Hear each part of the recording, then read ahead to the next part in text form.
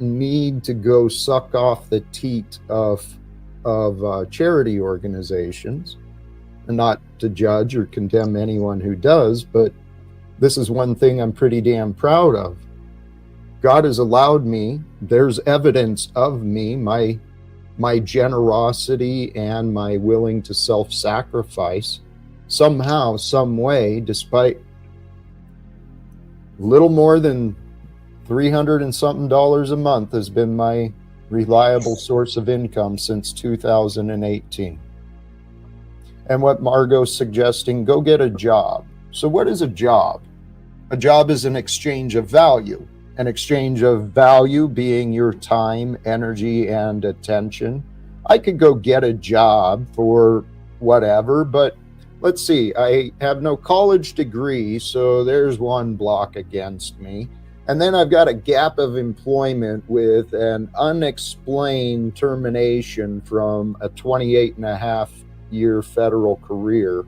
So then there's unexplained doubts I got to face. So even if I go get a job, I got to find approval from another human being.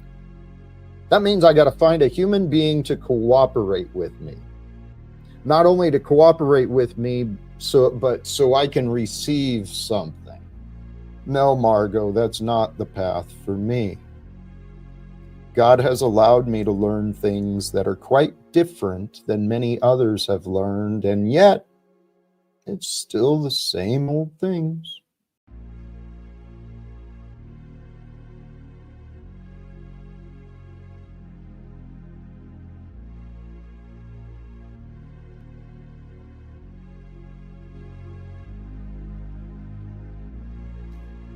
And it's still the same old thing. Same OG. What's going on? NPC The Game live from the back rooms of Taiwan, the real Shaolin District 13. Sunday Fun Day. What's going on? That was the legend Jack Talcott on his take of what a job is. What's going on, man and woman? Good to see the chat is already active. Gracie Gray, always a pleasure. The great Leopard Print NPC. Locksmith Jeremy in the building. The vengeful truther. Money for nothing and checks for free. All you need is money and that chicken. Shadow Buddha in the building, bitch. My homie, man. Yeah. Mel Pandora, aka the Invisible Girl. What's going on? Shoo! Ooh-wee, man. Cash rules everything around me. Cream, get the money. Trade wars. Wage slaving. Doing for self. What do you value? That's today's broadcast. I have to say, having a job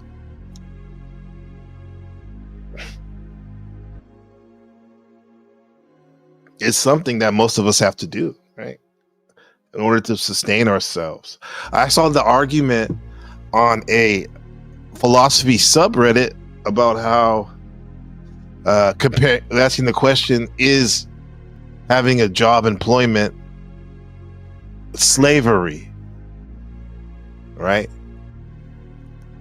And thinking about that question made me think about how slavery is something that is not voluntary, that you're forced upon, that's forced upon you to work for somebody else with fear of beatings, and getting your resources taken away from you if you don't comply. Maybe even death if you try to escape.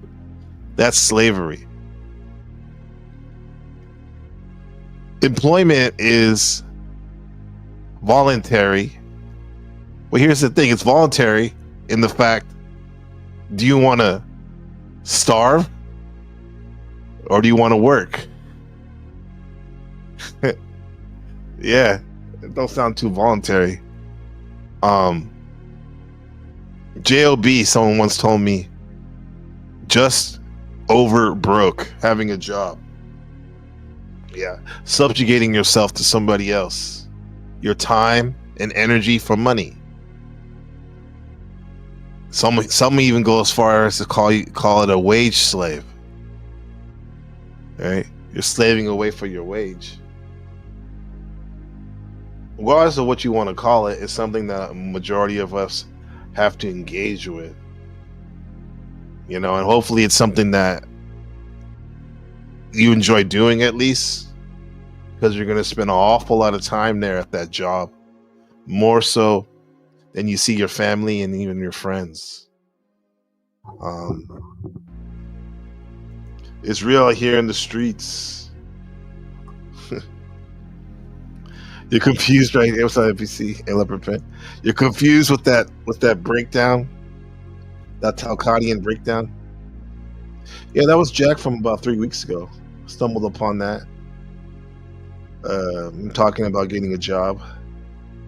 Margot was trying to encourage him in her own way, in her own caring way, to get a job.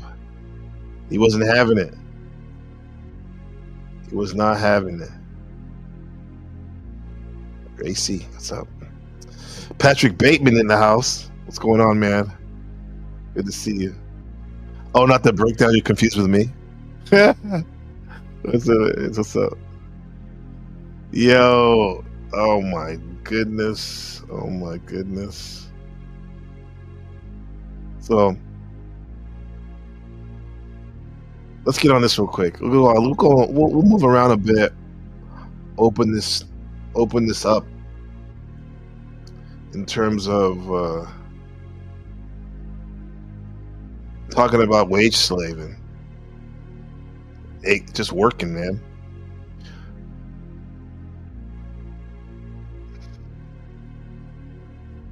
What am I doing? I'm just pushing buttons. Oh yeah, that's it. That's what I wanted to do. Shout out to the great Dimitri for the background art.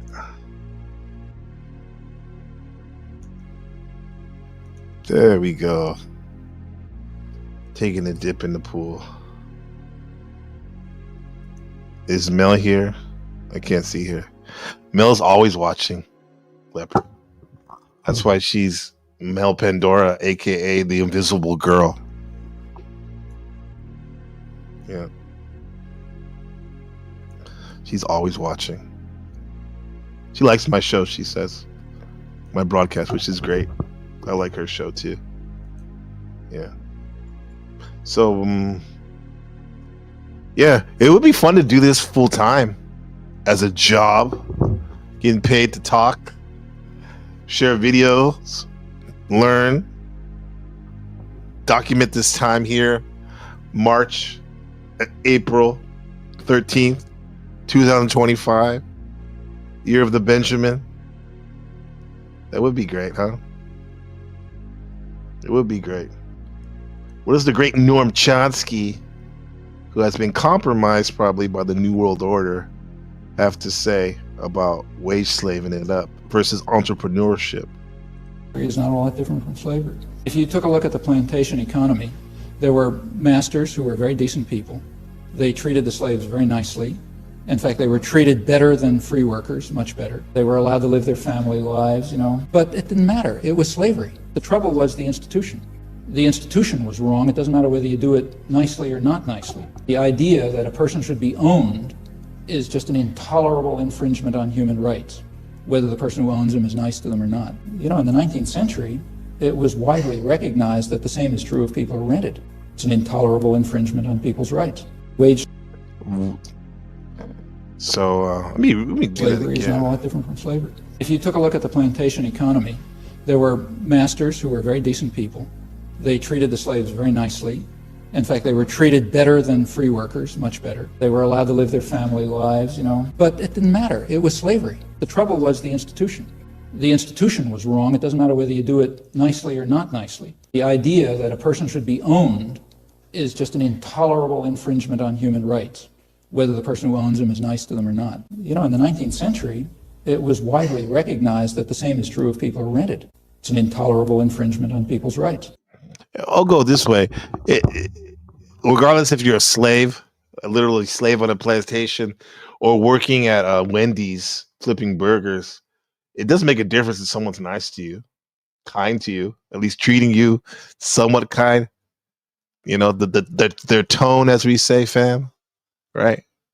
And when they're asking you or suggesting or telling you even what you need to do,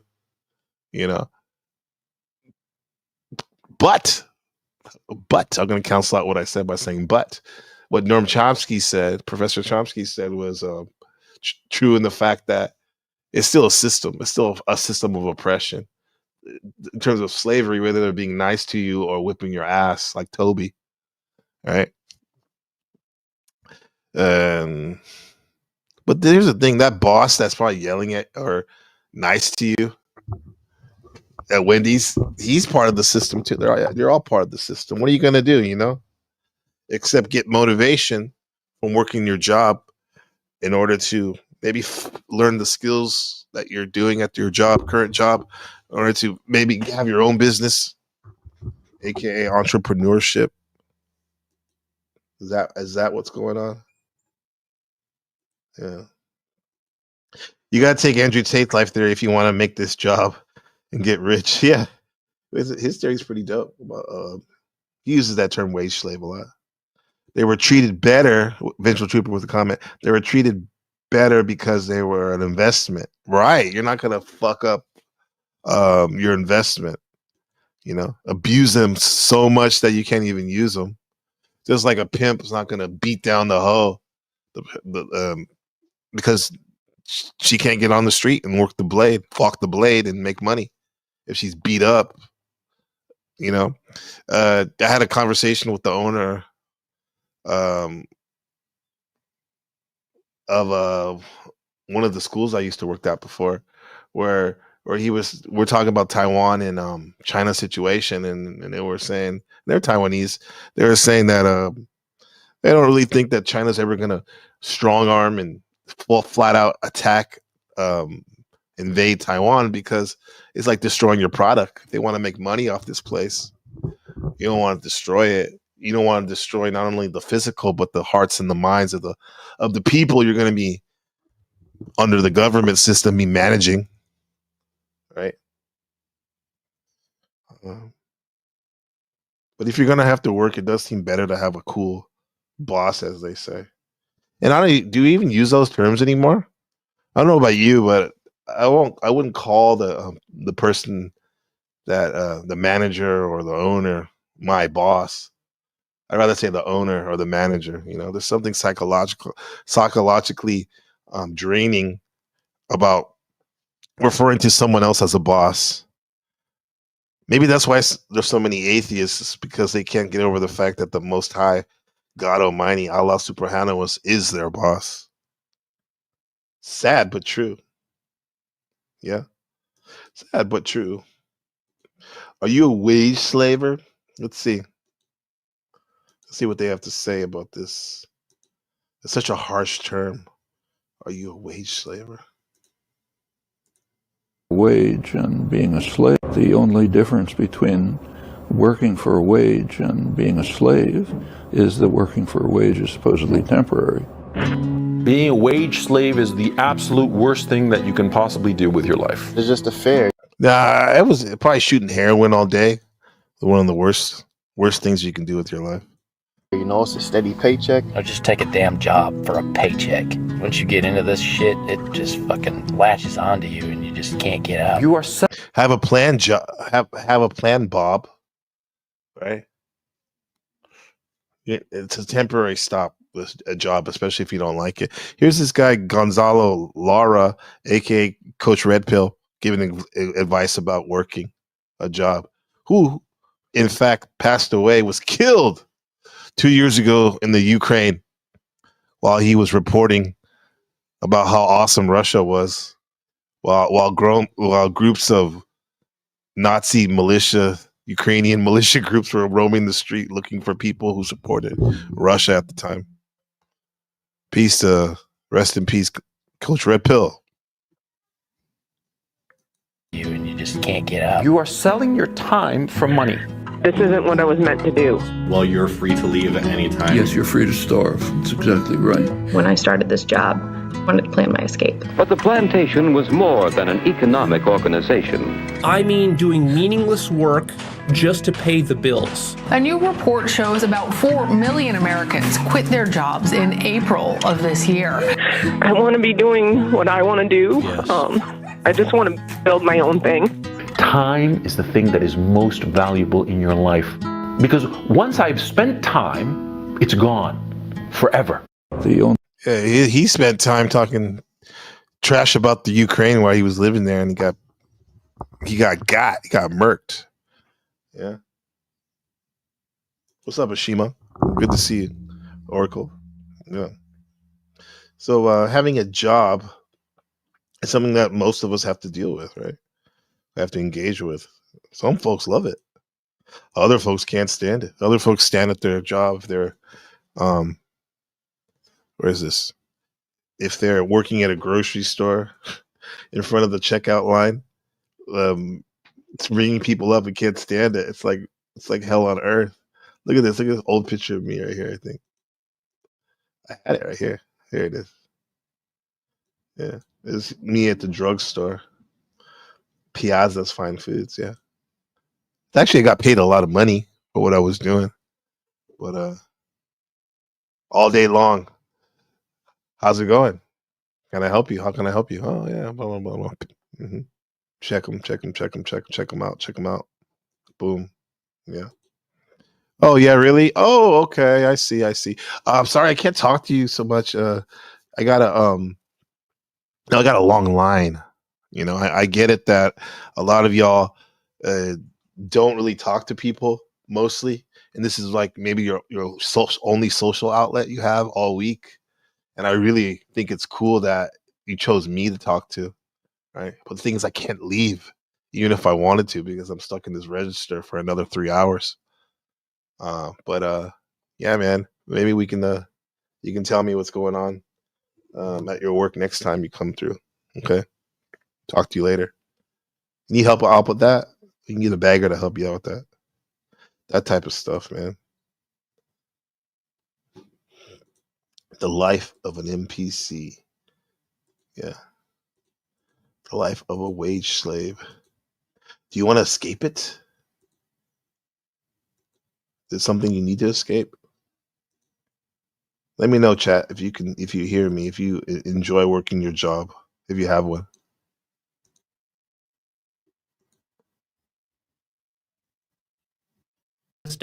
There's a lot more going on here. So you can never just blame somebody. This is a deep structure of all human societies. And it doesn't matter how you feel about this pyramid. You might say, oh, Lee, okay, fine. I'm not going to play this pyramid game then. I'm just going to go like join a monastery or some yoga ashram, and I'm going to work towards enlightenment and fuck. I think that's what Jackson was saying. He literally said, I'll be okay joining a monastery. You know, I'm not going to work, right? Let's see what he has to say, what Leo has to say. This whole thing, I don't want to be part of this nasty pyramid. Well, if you go to one of these Zen monasteries or these yoga ashrams, what you'll discover is that there is a pyramid. So you think you've escaped, but you haven't escaped. And even if you do join an ashram or a monastery, it's still part of the entire web of society. You can't escape this. This is all encompassing. Unless you're going to go live alone in a cave by yourself and hunt and forage for your own food. Hey, did you hear that? Look Within or anybody else listening, Vengeful Truther, any of the other Talcadian in there, Leopard. If Jack was, if you heard him say the other day, he says he would live in a cave, even. Yeah. That's the second person in 1 week I've heard they said that either they lived in a cave or they plan on living in a cave.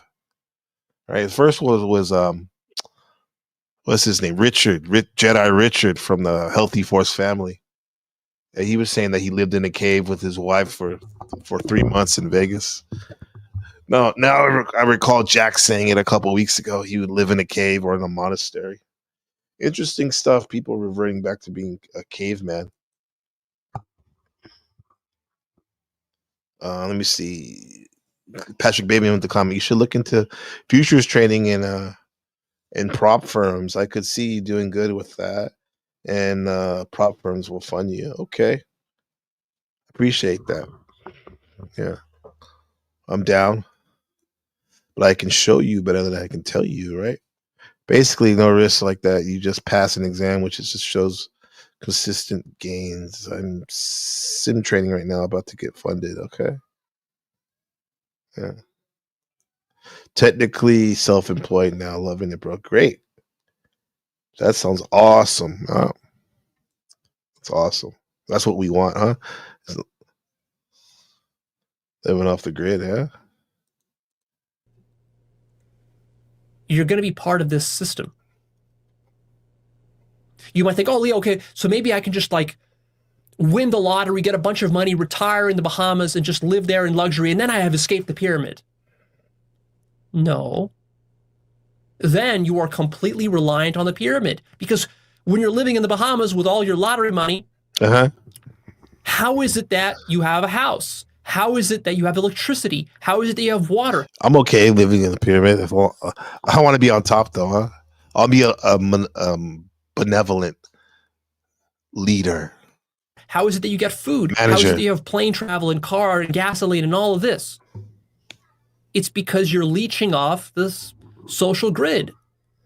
We're leeching off the pyramid. So by winning a bunch of money, you're actually, what you're doing is you're living off the very top of the pyramid. The only way that you can retire or even go on a couple of weeks vacation, the only way you can do that is because you're relying on the entire human safety net, the pyramid. I think his avatar, his logo is a pyramid right there, actualize.org. So nobody's escaping the pyramid. To support you while you're doing that. See? Because if you were living alone in the woods, you couldn't have a single week of vacation ever. Because every day you need to get up and hunt for your own food, gather your water, and build your fire and shelter and fix stuff up. Every single day you need to do that. That's survival. But again, people are so disconnected from survival in everyday society, they take it completely for granted because society has become so effective and efficient as just delivering these things to you. So it doesn't matter how you feel about the pyramid. It doesn't matter if you don't want to play the game. You're still going to play the game even if you refuse to play the game. You're going to be forced to. That's survival. You're forced to survive. Nature forces you unless you're okay with dying. And it doesn't matter who you blame about this pyramid. And it doesn't matter whether you think it's fair or unfair, moral or immoral. It doesn't matter. The pyramid is here. This is how it works. This is how it's worked for thousands of years, and it's not stopping anytime soon. So you might as well learn to accept it and to start to take responsibility for it. If you're young, if you're in middle school, high school, and college, watching actualize.org, man, you've stumbled upon something here that is life transforming for you. This is huge. I hope you realize now that you're being transitioned into a pyramid. Yeah. That's what school and college is about. You like this? Justin, Dimitri, and I made this. And unless you do something special, you take some special measures you will become a wage slave because that's the default position. That's who you become if you do nothing. If you're one of those average C students who's just kind of like milling through life and just kind of dicking around, playing a bunch of video games and watching TV, taking your schooling for granted, just kind of doing the bare minimum, smoking weed with your friends, just hanging out, partying, drinking a bunch of beer and beer pong and this sort of stuff in college. Or lounging on these panels 24/7. And this is what you're kind of doing. You're going to end up a wage slave. That's what you're going to be. I don't want to do that. The slaves built the pyramids. It's much easier to avoid becoming a wage slave if you start early. If you're in middle school, high school, or college right now. Listen, Ben, you're in first grade. Listen so you don't become AKA a wage slave. Once you're out of college, once you're past the age of 22, now you got to be independent on your own, pay your own bills. Oh, now it's really hard to change this situation. Really hard. We're going to add this caveat by the great Patrick Bateman. I used to think the system was against me. Now I know I just wasn't using it to my advantage. Absolutely. Yes. Yes, sir. The system has been here since before you were born. It's been doing this thing. It's just like use it to your advantage. My great-grandfather used it to his advantage to become the president of Mexico. Until he wasn't able to use it to his advantage, and he was murked. Right? But the point is that you know the rules of the game. Know the rules of the game and act accordingly to your advantage. That way, it's basically like you're staring through your world through the rear of your mirror. You know, everything's behind you in a sense because you've seen the rules and the traps and the level ups. Right? I love this quote. It's a great quote. It's not a quote. It's a mantra now. Patrick Bateman's mantra. Because you didn't prepare. And now you're probably going to be a wage slave for the rest of your life. Even most well-off paid professionals are wage slaves. I'm talking about the lawyers, the doctors, the programmers, the scientists. What are they? They're mostly wage slaves. They don't have true independence.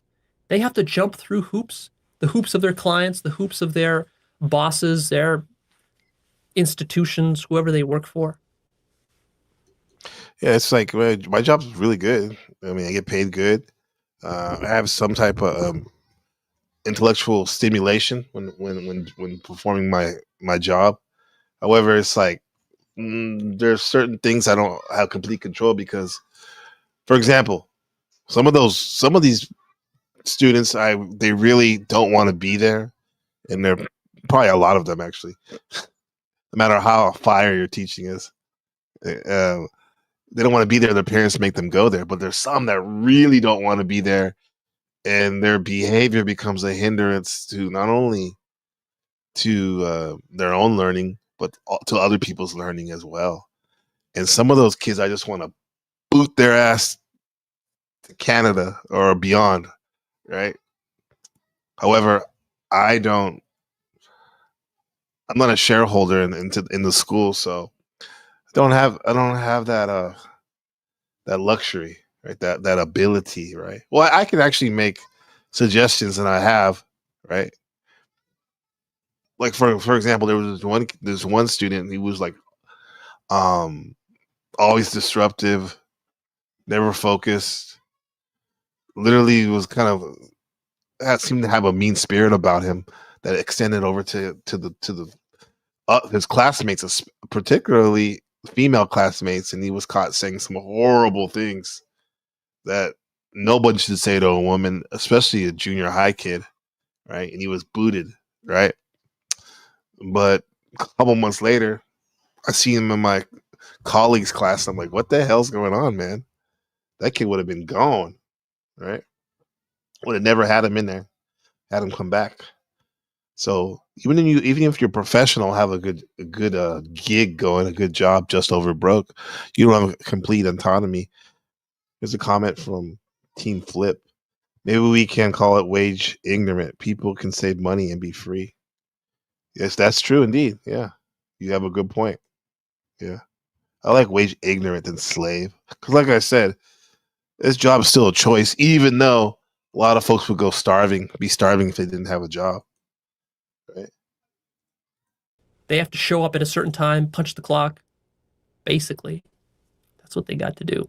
People in society who have true financial freedom, autonomy, and independence, this is extremely rare. I want you to realize how rare it is because I want you to start to appreciate what this is. Link in the This is something chat that you can develop in if your you want life, to come and build. but you have to appreciate just More than how welcome. rare this is and how valuable Stay on this topic is, though. and what this could really mean. It's only once you start to appreciate that, then you can say, okay, I see. This is like, we're not talking about like going to the store and buying a bag of popcorn for $5. That would be a cheap ticket item. We're talking about like buying $1 million house.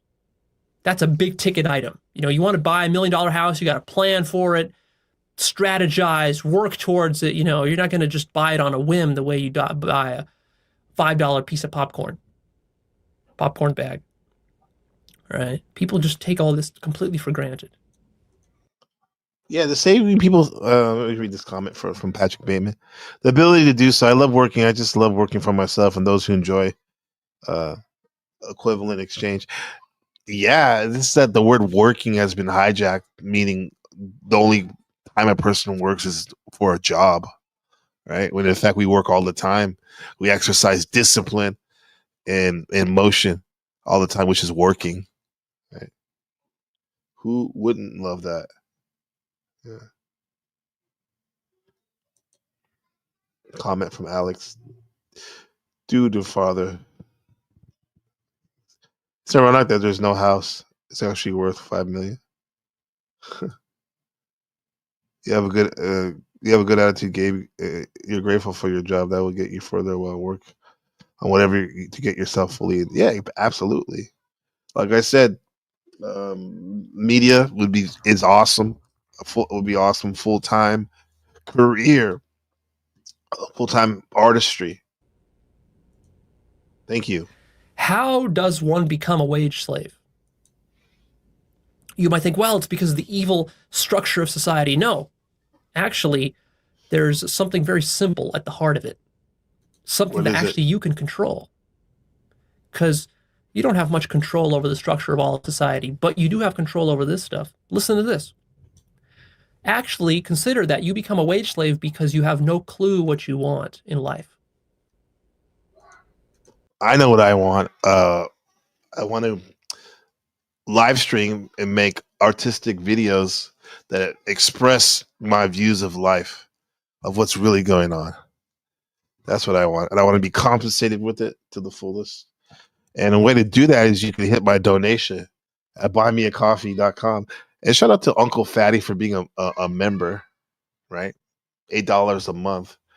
Shout out to Uncle Fatty all day, man. All day. There's the link. The link is in the description to get up here and build, but it has just been substituted with my donation link. Buy me a coffee. Wage slave. Wage slave in it. Wage ignorant. You have no clue what you want. You have no sense of purpose. Yeah, what's your purpose? Why are you here in life? Have you ever asked yourself those questions? If not, ask yourself right now. You could do two things at once, I assume. You have no clear intentions, no clear vision. You have no independent thought. You have no desire for anything really other than just to coast through life. Yeah, not really challenging, especially if you had parents that babied you or friends that babied you and really never told you to want more in life or speed up the process.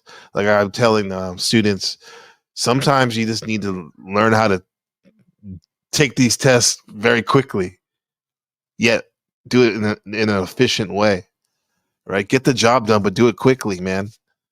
Most of the time in practice, we go slow and steady, right? But there's other times where you need to practice going fast, hitting what you need to hit hard, right? And life could be like that too. Because we have all these options in life, people get stuck in what to choose or what their purpose is. So they choose nothing. And you've wasted your youth. You've wasted your youth playing video games and dicking around. She's not wasting her youth right now. When you should have been spending those 15 years of your schooling, that time between first grade and the end of college, you should have been spending all of that time strategically planning, developing skills, the skills you need to avoid wage slavery. You needed to be spending that time honing your sense of purpose, building a vision, thinking independently for yourself, setting your foundation, such that then when you get beyond college, now you're ready to work towards your financial independence and you have some sort of foundation to work with. But the vast majority of people have completely wasted this opportunity simply because you were oblivious. Your parents didn't tell you about this. Your school teachers, your professors, none of them told you about this, mostly because all of them have themselves fallen prey to this trap. Yeah, you're in the middle of running the rat race that you don't get a chance to step away for a second and think about how to plan and strategize for the next few months and years. Because do you get those little times like at night when you come home to strategize, but you're so tired you just want to unplug your brain and do other things to recharge for tomorrow's work that you probably didn't like that much, will not like that much. And then you get the weekend, like no strength, the end of the week to plan and strategize, when in fact you're just keeping, all you can do a lot of times is do nothing, or at best take care of day-to-day necessities like laundry and restocking supplies to feed your meat suit, your soul, that you don't even really have time to strategize or engage in any creative pursuits even. So it can be difficult, but we got to make time. I have to make time for that type of stuff, or you'll just get locked in this never-ending loop. Yeah. That's exactly it. Yeah, you said, yo, I like that membership. That's dope. Did you choose 8 because of numerology? Yeah, yeah, exactly. Part of the reason, yes, definitely. 8, money. Money.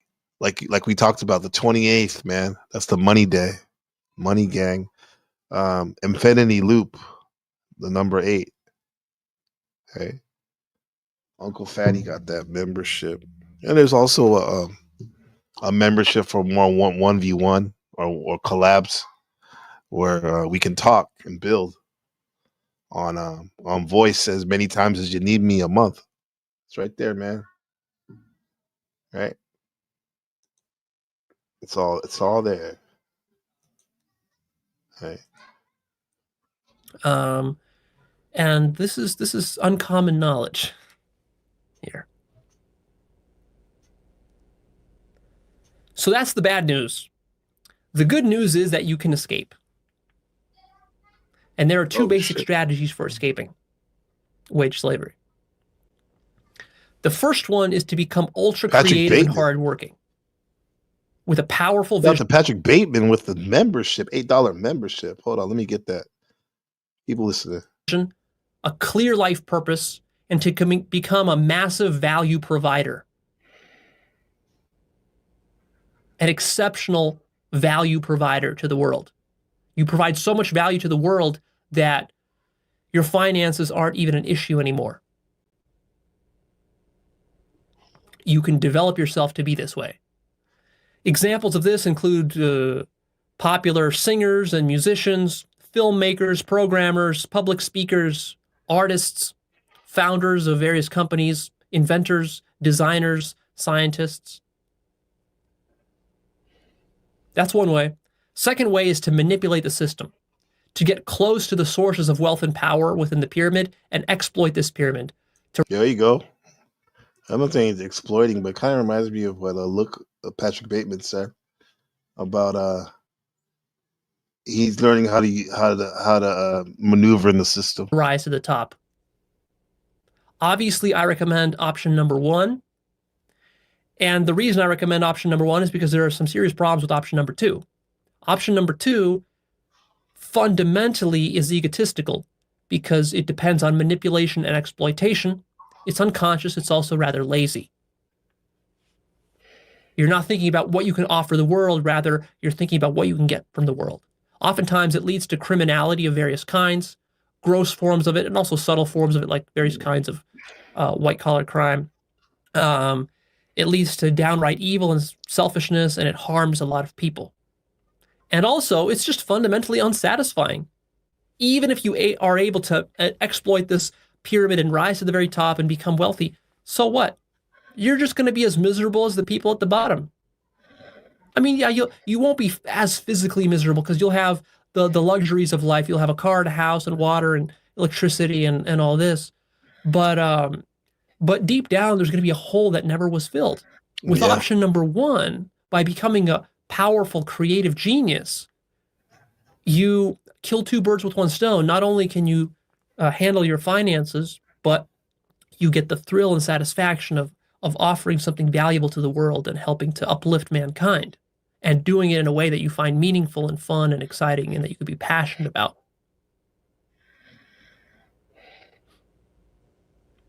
So, being passionate about what you want is very important. Option number one here from this point on. I don't care about option number two. It becomes play. Because I don't see it as a sustainable and a conscious choice. So if you're going to be taking option number one, then here's how you escape wage slavery. First of all, you stop whining and blaming, and you take full responsibility for everything that's happening in your life. Everything. You do not have the luxury of whining and complaining and making excuses and playing victim. Everything in your life needs to be your responsibility because you need to be able to take control of it and change it by developing yourself, developing the skills, or whatever you need. You're going to have to change yourself to turn yourself into this powerful creative genius. Then what you got to do is you got to figure out what you want from life. And you got to be really fucking crystal clear about this. You should spend an enormous amount of time thinking about what you want from life. You need a very clear vision, a powerful, compelling vision that's going to motivate you. This is not a short-term vision. This is a vision that will guide you over the next 10 to 20 years of your life. You gotta really think about that, man. It's a big picture strategic plan for how you're going to escape this wage slavery. This is basically a vision for your career. This is a life purpose. This is what I call life purpose. You also need to decide if you want to be a sheep or a leader. What's it going to be? A leader or a follower? Hey, granted, sometimes those as a leader, those roles get reversed every now and then to prove points and to teach. But what is it that you want to be? Yeah. Shout out to Patrick Bateman, man. Newest member, Book of Gabriel, NPC the game. The $8 a month membership, bro.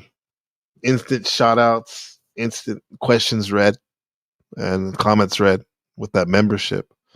Uncle Fatty has been a member. Right? Shout out to him. Right? Appreciate y'all on the memberships, bro. Appreciate that. Yeah. This is why your comments getting read for sure. He's talking about manifestation. He was for sure. Yeah.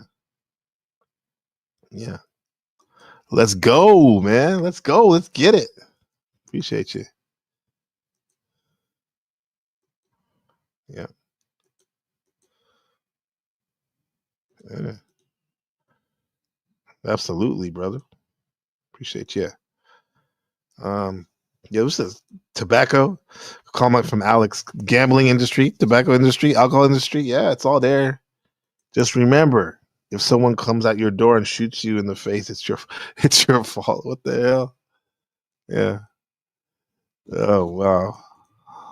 To be able to follow through on this strategy, you're going to have to turn yourself into a leader, not a sheep. A leader means you're going to have to lead yourself and lead others around you. It means you're going to have to take extra responsibility beyond what everybody else is doing. You have to work a little bit harder. You're going to have a better vision than everybody else. You're going to have to develop trust in yourself. You're going to have to stop looking to other people around you to validate you and to support you and to give you answers, but actually forge forward and seek the answers yourself. Yes, sack up. You have to get comfortable being alone as a leader.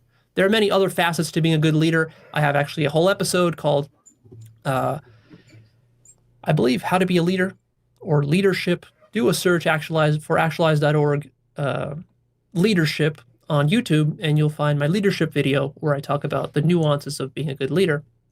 That will be very important. You got to also become a massive value provider. Yeah, and now just to pause it real quick from Leo, as Americans and North Americans and Europeans and Westerners, as we say, the Western mind, we do have a luxury that some of our brothers and sisters as humans on this earth don't have, man. For example, in China with these trade wars, it's affecting the whole world, even though I think there was a 90-day pause on the tariffs by President Trump. Although Uncle Trump is week of tariffs, actually has already hurt the average Chinese citizen who's been trying to make $1 out of 15 yen, right? They're already struggling because they're told to be followers, right? They're encouraged to be followers, right? So this is what's happening there with these tariffs. So if you don't start from an early age trying to get on it, this is an extreme version. This is the beta test for all y'all. Trade wars 2025, China. China's world factory plunges into dire crisis. Mass factory shutdowns, owners flee. You're not going to see this news. This is straight from China, man. With the voiceover in English. Shout out to my brother-in-law when he was living in China. He hit me to these channels. Well, no, I have to say though, to be transparent, I do believe that this China, as well as another one we like to listen to, is produced by Falun Gong, which are at direct odds with China, with the CCP. Take what you will from it. This is like CNN ain't showing this stuff. China wars. Trade wars. Up against Trump, raises 125% tariff on U.S. goods, economic crisis looms. China retaliates against U.S. tariffs by curbing Hollywood movie imports. Premature babies have their kidneys removed in China. Taiwanese doctors, this is terrifying. Welcome to Decoding China, organ transfer, your go-to source for vital news and deep insights. Organ trafficking. China's world factory plunges into dire crisis. Mass is there truth in propaganda sometimes? Owners flee. The Chinese Communist Party has launched a powerful retaliation against the United States as the Trump administration raises tariffs on Chinese goods to an alarming 145%. This escalating trade war is pushing Dongguan, once the world's manufacturing powerhouse, into a severe crisis. Tens of thousands of factories now face the real possibility. Comment from our member, Book of Gabriel member, Patrick Bateman. They get used for cheap labor, and so do we. It's a bad deal every way. Something has to change. It's not always easy. Something, has to change. And this tariff war has definitely shook up the spot in the global economy. We'll see what happens now.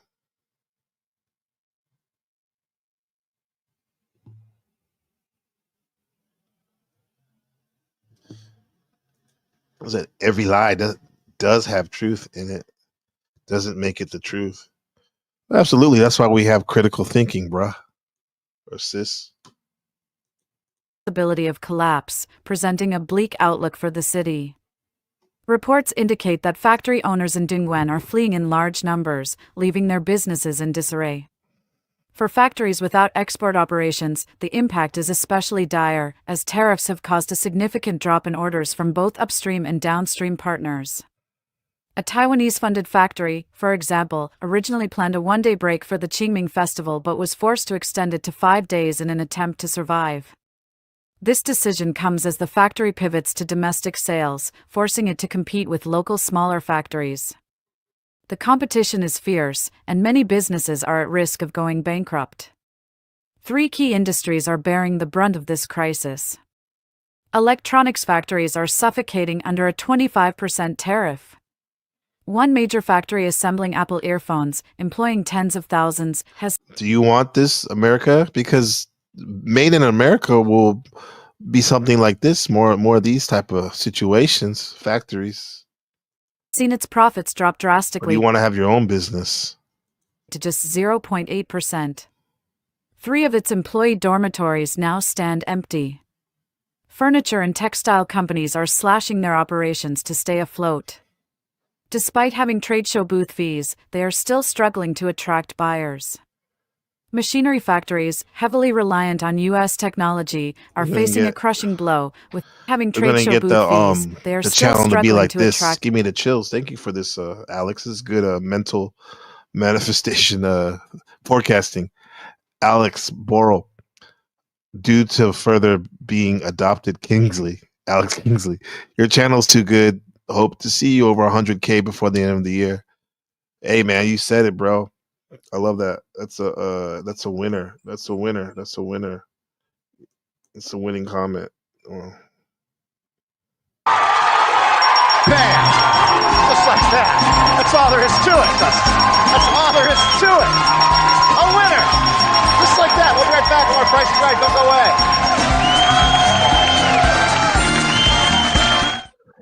Put that in your pipe and smoke it. That's gonna be come back to celebrate this comment. Buyers.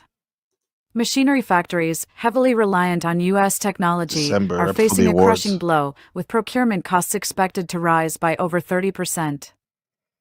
Now, I don't want to have 100K because I'm doing war correspondence on the front line. Let's make it for some positive stuff off some, slice of life things. Be careful what you wish for, right? Brutal reality is that factories are now faced with... with 100,000 members. 100,000 members. 2 options: raise prices or incur losses.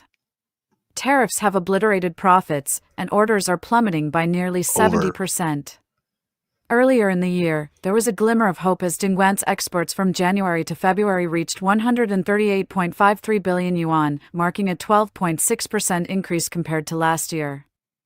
However, this fragile recovery is now at risk of being completely extinguished. Factory owners are under immense pressure, battling bank debt collectors during the day and lying awake at night trying to calculate how to survive. Even more concerning, 80% of these entrepreneurs are facing severely damaged credit records. The human toll of this crisis is stark. One mold factory in Dongguan recently shut its doors, leaving workers unpaid and abandoned. In a viral video, an employee accused the factory owner of fleeing without paying wages or severance, calling them heartless and dishonest. Online advice is harsh but practical. If your employer hasn't paid you in 2 months, quit and leave. Don't stick around for the inevitable collapse. Yeah, it's a sign, man. This is what I mean, man. This China stuff is a wake-up call to folks. Even me, I have a job and it's good, but is that really sustainable in the sense that can you really rely on that? Whether you own your business or not, something could always happen negatively to change that. However, You seem to have a lot more control and autonomy when you're working for yourself. What has happened to Dongguan's workforce? Once a vibrant industrial hub, the streets are now eerily quiet. Recruitment fairs, which once attracted massive crowds, are now deserted. All right, you get after it, Alex. Where have all the Kingsley. workers gone? I'll see you soon, fam. Are there no jobs left, or are people simply staying away? As of April 9th, 2025, tariffs on Chinese goods during President Trump's second term have reached 125%, with immediate and severe impacts on businesses. Social media is flooded with videos showing businesses struggling. Well, this is the part of China you don't normally see. Yeah. And factory owners in despair across China. This trade war is causing severe damage to manufacturers. Tariffs have surged, first to 34%, then 54%, and now an astonishing 104%. The effects are already apparent. Raw material prices are highly volatile, foreign orders, especially to the US, have been cut in half, and the stock market is in free fall, with every sector seeing significant losses. Investors are reeling, but the real danger lies with cash-strapped small and medium-sized businesses, which may not survive the next 3 months, facing the threat of catastrophic failure. This isn't just about the US, Europe, Japan, South Korea, and even Vietnam are now piling on tariffs as well. After China targeted US beef, Washington retaliated fiercely. China's exporters are caught in a global squeeze, struggling to survive. The US's 34% tariff alone has left countless businesses reeling. Yeah, Shane, a lot of y'all women and men that like to get your clothes. The Shane US's right there. 34% tariff alone has left countless businesses reeling. In EU, another major trade hub, the 104% tariff is crushing. Is this the beta test for America? Exporters. After years of sluggish markets, Europe? business owners now expect U.S. shipments to drop by 50% this year, forcing them to focus on the European and Southeast Asian markets through the Belt and Road Initiative. The pain is personal for workers and business owners alike. A factory producing audio equipment for imports has frozen orders and announced layoffs. Don't be laid off, man. Escape the wage slave. How do you do it? This mean? This means you have to train yourself in some way where you will provide an inordinate, disproportionate amount of value compared to everybody else, you see. Because really, you only have two options in this pyramid scheme. Value. What value do you bring? What value do you bring to this listening to this broadcast? Well, you give good comments. The value you make me happy when I see more people reviewing it. What value do you take from it? Does it motivate you to try harder? Because maybe you actually, to keep it 100, maybe you don't like me really, or I have to say you're like, I'm gonna show him, right? Or that. Well, how could that guy do it and I'm not doing what I'm doing, man? You need to be doing, take it to the next level. That's some value you're taking from it, or does it motivate you in a positive way? Like, oh, I see what he was saying. I'm gonna run with that and see how I can do it in my own unique way. Well, but what value do you bring everywhere you go, to your relationships even? What value do you bring to your job or to your business? Right? Are you bringing value wherever you go? Are your words bringing value? Are my words bringing value? Because for a matter of fact, for a long time, I didn't broadcast because I was conscious of the fact that, like, if my words are doing more harm than good, I'd rather not say anything and be neutral and keep the status quo. But I'm at a point where I have to say something. And keeping it simple and engaging in the things I know about and experiencing firsthand is a way for me to keep it 100, keep it honest and helpful. Yeah. So let me see. Oh, shout out to King Philip, man. Philip. Wow. What a funny what a synchronicity. King Philip, right? With the big oh shit, $15, bruh. That's so generous. 3 coffees. Holy moly. Much love, King Philip. Appreciate you. Appreciate you, bro. Yeah. Very kind of you. We'll get that up in a second. Either you're going to exploit the pyramid scheme, or somehow you need to use your creativity, your God-given creativity. You gotta take that and utilize it and leverage it in such a way that you're able to give the world so much value that eventually they can't help but pay you for the amount of value that you're offering, and then you're going to be able to buy your freedom from that. But to do that, the only way you can offer a lot of value to the world, because remember, value is also relative within this pyramid, so you got to provide way more value than the average person in the pyramid is providing. That's not that difficult to do, because most people in the pyramid provide so little value, but it does require that you actually develop yourself to provide value, because the average person doesn't have any skills, any education, or any training, or anything that allows them to really provide inordinate value. All they can really do is the value they can provide is to wait tables, wash dishes, answer emails, type up some secretary report, this kind of very minimal value. Yeah, and even a teacher, I have to be on myself, because a lot of the stuff I'm doing, my goal is to have my students to be able to speak English and communicate written and through the written word and also the spoken word. And a lot of that is regurgitating, passing on information. But if I'm doing it in a robotic way with no swag, with no water, motion, emotion, or creativity or excitement, how are they going to be amused? How are they going to want to learn? They're not going to even want to learn. I see you, Philip. I'll be right there. I was going to put this up. I was handling, trying to put this in the thing just to give you props for your generosity. Yeah, let me put that up. Let's go. $15. 3 coffees. So generous. Yo, what's going on, man? How's it going? I'm doing well. How are you? Audio check? Yeah, you sound good. You sound good. Yeah. It's Team Philip. Nice to meet you. Nice to meet you. I've been in the chat for a while, so I'm glad I joined. Thank you for the opportunity. Yeah, appreciate it. Yeah, man, this means a lot. Your donation. That's what I call now my emergency get out of Taiwan card if I need to at any moment. Yeah. Yeah. Yeah. So what brings you along? What's your thoughts on today's subject, or in general about what's really going on? I think it's a great subject because it's current events right now. So you hit that spot right there.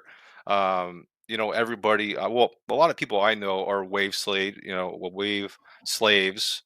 And then I think all your topics today in your title are solid points. So I just wanted to come up and join and add to it and explore your thoughts and explore the videos.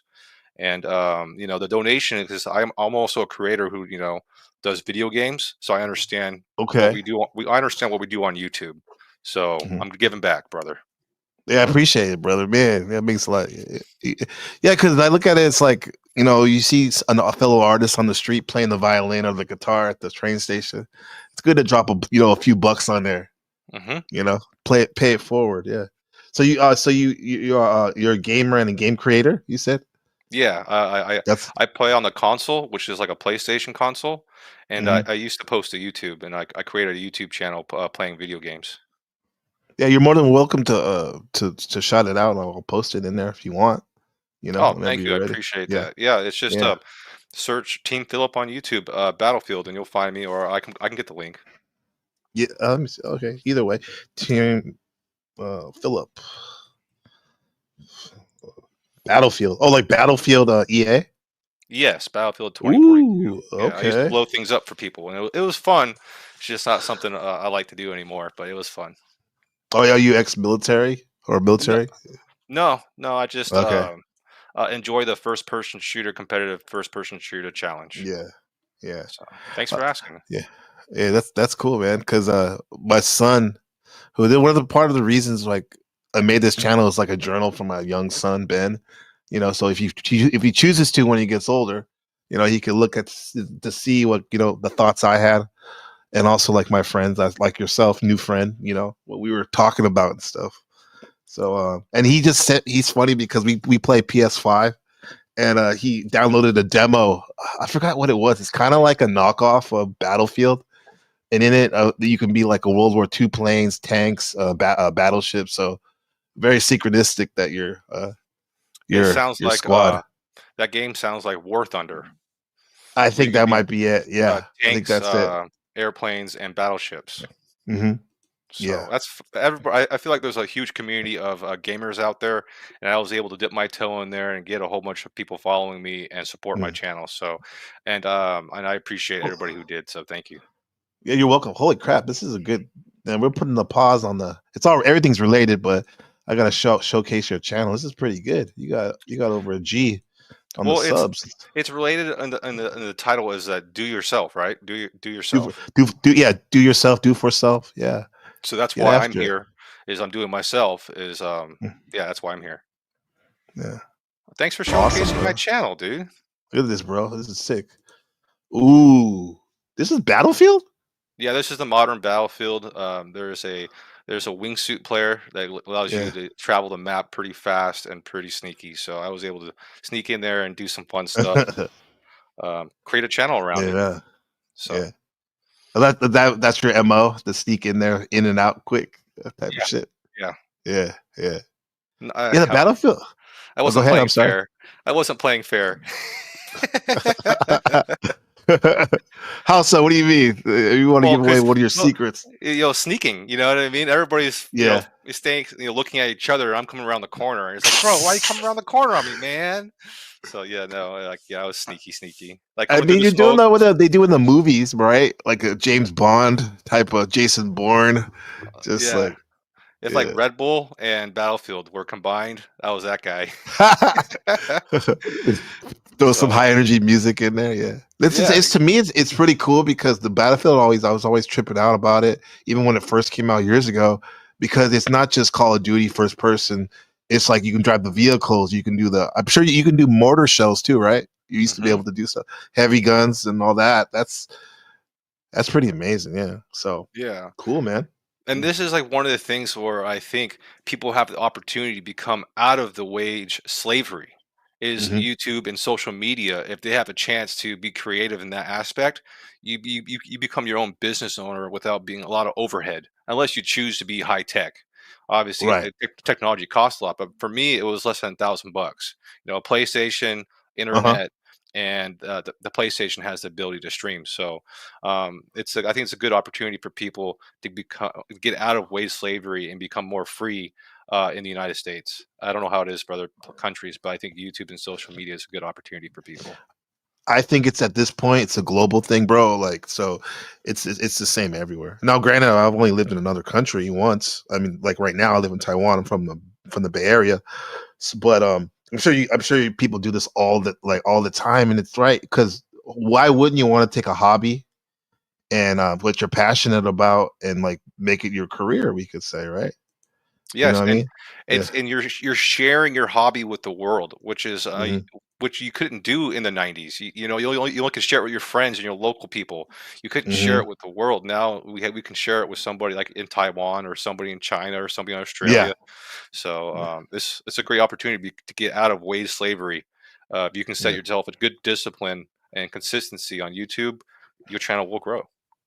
It will, yeah.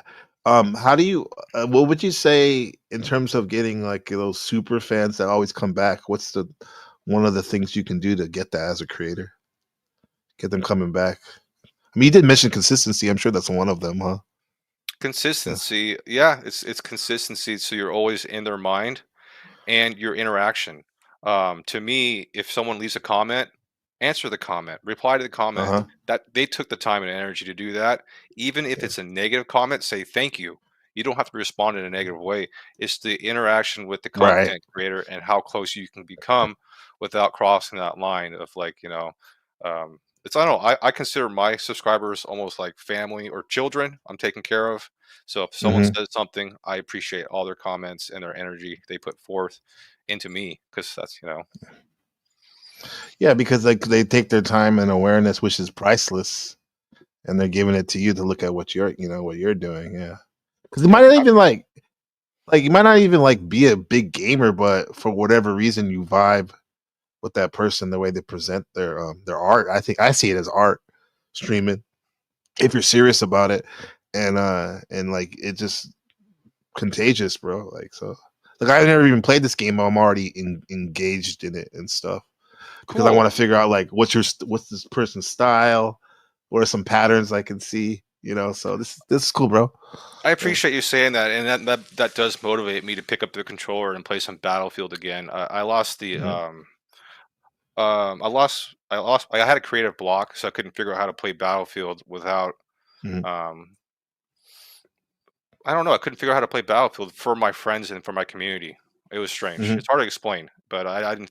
I don't know. It was hard to explain. So, and I Do you wasn't think getting you the were getting bored numbers. with the What would you say about the numbers? What would you say? I wasn't growing as a YouTube channel. So, and I figure I know why now. Is because Uh-huh. I wasn't playing for the right reasons. I was trying to play like I'm trying to show my skills, and everybody's good at shoot first. Like there's a lot of people. There is a million Mhm. people who's good at first person shooters. We all have Yeah. skills. We all have unique skills of either camping or shooting or grenade launcher guy. Everybody's Mhm. got their unique skills. What you have to do is create a community and an environment where people want to hang out, not because of your skills, because of who you are. Yes. And Yes. I so could be even if you have a cooking channel. that's what I mean. Like you can be the best Yeah. cooking channel, but if you ain't saying hi to anybody, you Because know you're what I mean? talking on And this, huh? you know what I mean? If you just Yeah. have the camera on and you're back to the camera, and What am I everybody's like, doing? "What are you What am I making?" doing? I'm lost. Look at you. Yeah, whoa, what am I doing? Hello? Yeah. I forgot to even put the sound on. Hello? Yeah. Yeah, it's personality, man. I was having That's fun. personality. I was Yeah. having a lot of fun, but I lost Yeah. having fun, bro. Yeah. I lost having fun. But I appreciate you Yeah. showcasing this. Thank you so much. Yeah, no problem, bro. I mean, because this is I love creator, man. I want all my friends to be well, not all of them. Well, yeah, fuck it. Like I want to see what they're passionate about, how they want to express themselves. And the way I do it, I use the YouTube medium. So I'm just curious how they do it, because I want to be support them and be engaged. Because you ever had like a friend that maybe they like a certain song or type of music that you're like they're your good friend, but you don't vibe naturally with that music, but because you have so much love for them and support that you're willing to you end up becoming kind of a fan just off Yes. the strength of that type of stuff. Yeah. No, I got a couple of friends like that, and I got a couple of coworkers like that. For example, Yeah. I'm in the construction industry, bro, Uh-huh. and there's a lot of Hispanic workers who listen to Hispanic music. And at Yeah. first, I wasn't a big fan of it. Now I'm all about it, bro. The transition was so The funny because energy. at first, bro, Yeah. I was just like, bro, come on, guys, we don't need this to work. It's just come on, come on. And then I started listening to it and I was like, all right, if it helps these guys work, and I started listening to it and enjoying the rhythm and beat. And I can't Mhm. understand what they're saying, but I can tell it makes them happy. If it makes them happy, and it's good music to them, then it's a plus. You don't take away pluses. Don't take that away. No, So yeah. and No. yeah, don't be a negative to a plus. Yeah, that's what comes along. That's a good segue to what we were talking about earlier about value. What value do you bring? I used to ask myself that question a lot, like a couple of years ago, and for whatever reason, I remembered it today. I guess because we're talking about value and tariffs on the big picture stuff. But like, what value do you bring? Like right now, you're bringing value to our broadcast, to this interaction, right? You're not taking away. But how often is it easy, especially in the community that I'm in right now, what we call the panel verse, where we have a lot of live like these panels, where not everyone's on that positive tips, and in fact that they come to unload their negativity. You know, it's like, are you bringing value, or are you taking away, value? And I'm trying to have interactions. I am having interactions where positive, or at least neutral, listening. You know what I'm saying? So Well, that's interesting looking at it because even a negative interaction has value to it. You just got to understand, you got to find the value in it. And so, like, we can't, these, these people they aren't going away, right? No.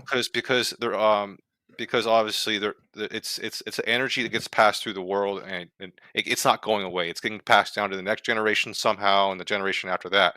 So what we have to do is either look at them and understand that when they come into the show, is how to work with that, how to mold it, and how to maybe teach them to be better. So in the next interaction is a valuable interaction for not just you, them, not just you and them presenting negative. They both can be valuable in a way. I don't know. I'm trying to really look at the world and trying to find every piece of value in it, even if there's a negative value. Like a troll is just somebody that I've learned that you can turn around to be a friend and one of the most loyal people if you can just understand their value. Yeah. Right. Like trolls will have your back, bro, if you can understand their value. They will stop what they're doing and fight for you. It's amazing what a troll can do when they have your back, bro. When they don't have your back, it's not fun, right? No, it's not. No. But when they do, do, it's very powerful. So learn it's how. It's like having a hyena on a leash. You said it, bro. Not me. Yeah. That was that was poetic, bro. That was poetic. Good job, man. That was a hyena on a leash. Bro. Like when they say the best nonfiction is 90%, the best fiction is 90% nonfiction. And I've experienced with that, like befriending people who are considered pariahs in the community. And I was like, okay, I'm going to see if I can, like, break bread with them and whatever. Like you said, kind of understand where they're coming from. And for the most part, yeah, it's fun, and you actually learn stuff, and you see a side of that to them that most people don't. However, I haven't got a chance. I haven't learned to tie the loose ends on that because it ends up biting me in the butt, kind of. If I stand too close. So, would you suggest maybe like keeping your distance a little bit, but still engaging? No, bro. Every person who plays with fire gets burned. Every person who plays with a bomb gets ends up with 9 fingers. You know what I mean? Just understand trolls are out there, and one day you might piss them off. You might piss them off. It's just the nature of the beast. There's nothing you can do about a troll other than, hey, let you know that because they're going to be back. The stream will be back tomorrow. Today we got to take a break. Yeah. Right. Until they cool off. Just give them 2 to 3 months to cool off.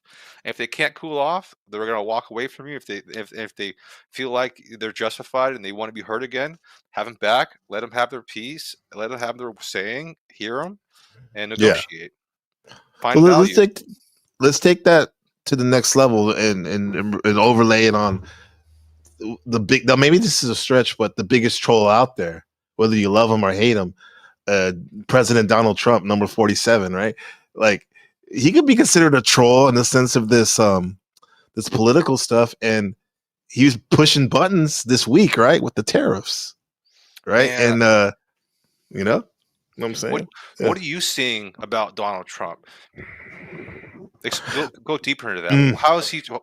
How is he trolling, and what has he done this week that you've seen that stuck out this week? Just literally engaging with the tariff, actually doing it, not just talking about it, and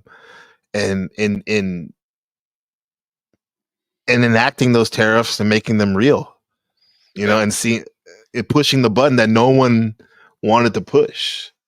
How do you feel about the effects of the tariffs, if there are any? How do you feel about it? Well, I haven't personally seen any that I can register any effects on it personally, other than a lot of secondhand stuff. And like what I was showing, like for example, the China stuff. Supposedly, even in this week, a lot of these factories are getting jacked, man, and allegedly the prices in America, they may go up. But like I said, I haven't. All I've heard is a lot of talk from politicians and whatnot about what it's doing, government officials on both sides. So, which is in this media spin is actually More so talk, man. A lot of talk. Okay. Do you have a car? Yeah, I have a car and a motorcycle too. Yeah. Have you seen gas prices go up since the tariffs? Someone said they did. I haven't noticed it. I don't really worry about gas myself. I just Yeah, I don't even look at gas prices anymore over here. Like I never. Yeah, I don't even look. It's so cheap all the time. But maybe they have, but I haven't noticed. That's a good judge, though. That's a good way to judge it. All right. So you haven't seen gas prices go up, and you haven't really seen any food things go up. So right now, it's not affecting the local guy. Have you seen anything about the stock market? I've heard, like, especially not only the stock market, but the bond market was dropping off a cliff, right? Earlier in the week. What does that mean? Do you know what that means at all? I don't know what that means personally. I'm not a money guy. I'm learning right now personally. Oh, now I really have to show and prove. All I know is the secondhand knowledge. There was some of the so-called pundits were saying that when people are unsure of the actual stock market, they tend to get into the bonds more, be focused on the bonds. It's usually a safer investment, and supposedly this was hit hard, and I wish I knew what that meant. Exactly, yeah. So you're getting me to. Are you sure you don't know about that? Because I was thinking, like, dude, save me right now, bro. I don't know what I'm talking about. Right now, what I've seen 100. was what I saw was just a corner clip in a news clipping that only like 1 billionaire out of 20 made money on the stock market crash, and it was J.P. Morgan, bro. Okay, J.P. Morgan, or that guy who owns J.P. Morgan, and it's just like, oh, that's interesting. So everybody, like Elon Musk even lost. So he was an inside trader. If Elon Musk lost $130 billion or something like that, or $130 million. Yeah, I heard that. Yeah, I heard that. Actually, he was hurting on the tariffs because a lot of his raw materials are from China. I would think the lithium, the batteries, right. And some of the people were speculating that this is what President Trump was doing when he put that pause. Because in his wording on X, his tweets say a lot in the sense that, like, he keeps saying certain people have been hit hard by these tariffs. Certain people, he said it like twice, and I mean we can deduce that Elon was one of them. And this is the reason why he might be like pausing it, so his so-called supporters or friends, can get some relief. Not everyone. But certain people, friends of ours, as a mafia would say, right? Now, is there anything? Okay, this is a question for you. Is there anything you think we can do to prepare for these tariffs? Do you think saving money actually does anything? Do you think investing would do anything, knowing that the stock market just crashed? Would you buy like gold? What are your thoughts on how to prepare for these tariffs, or just sit and and become more knowledgeable about them, or just go live your life? Don't even worry about it.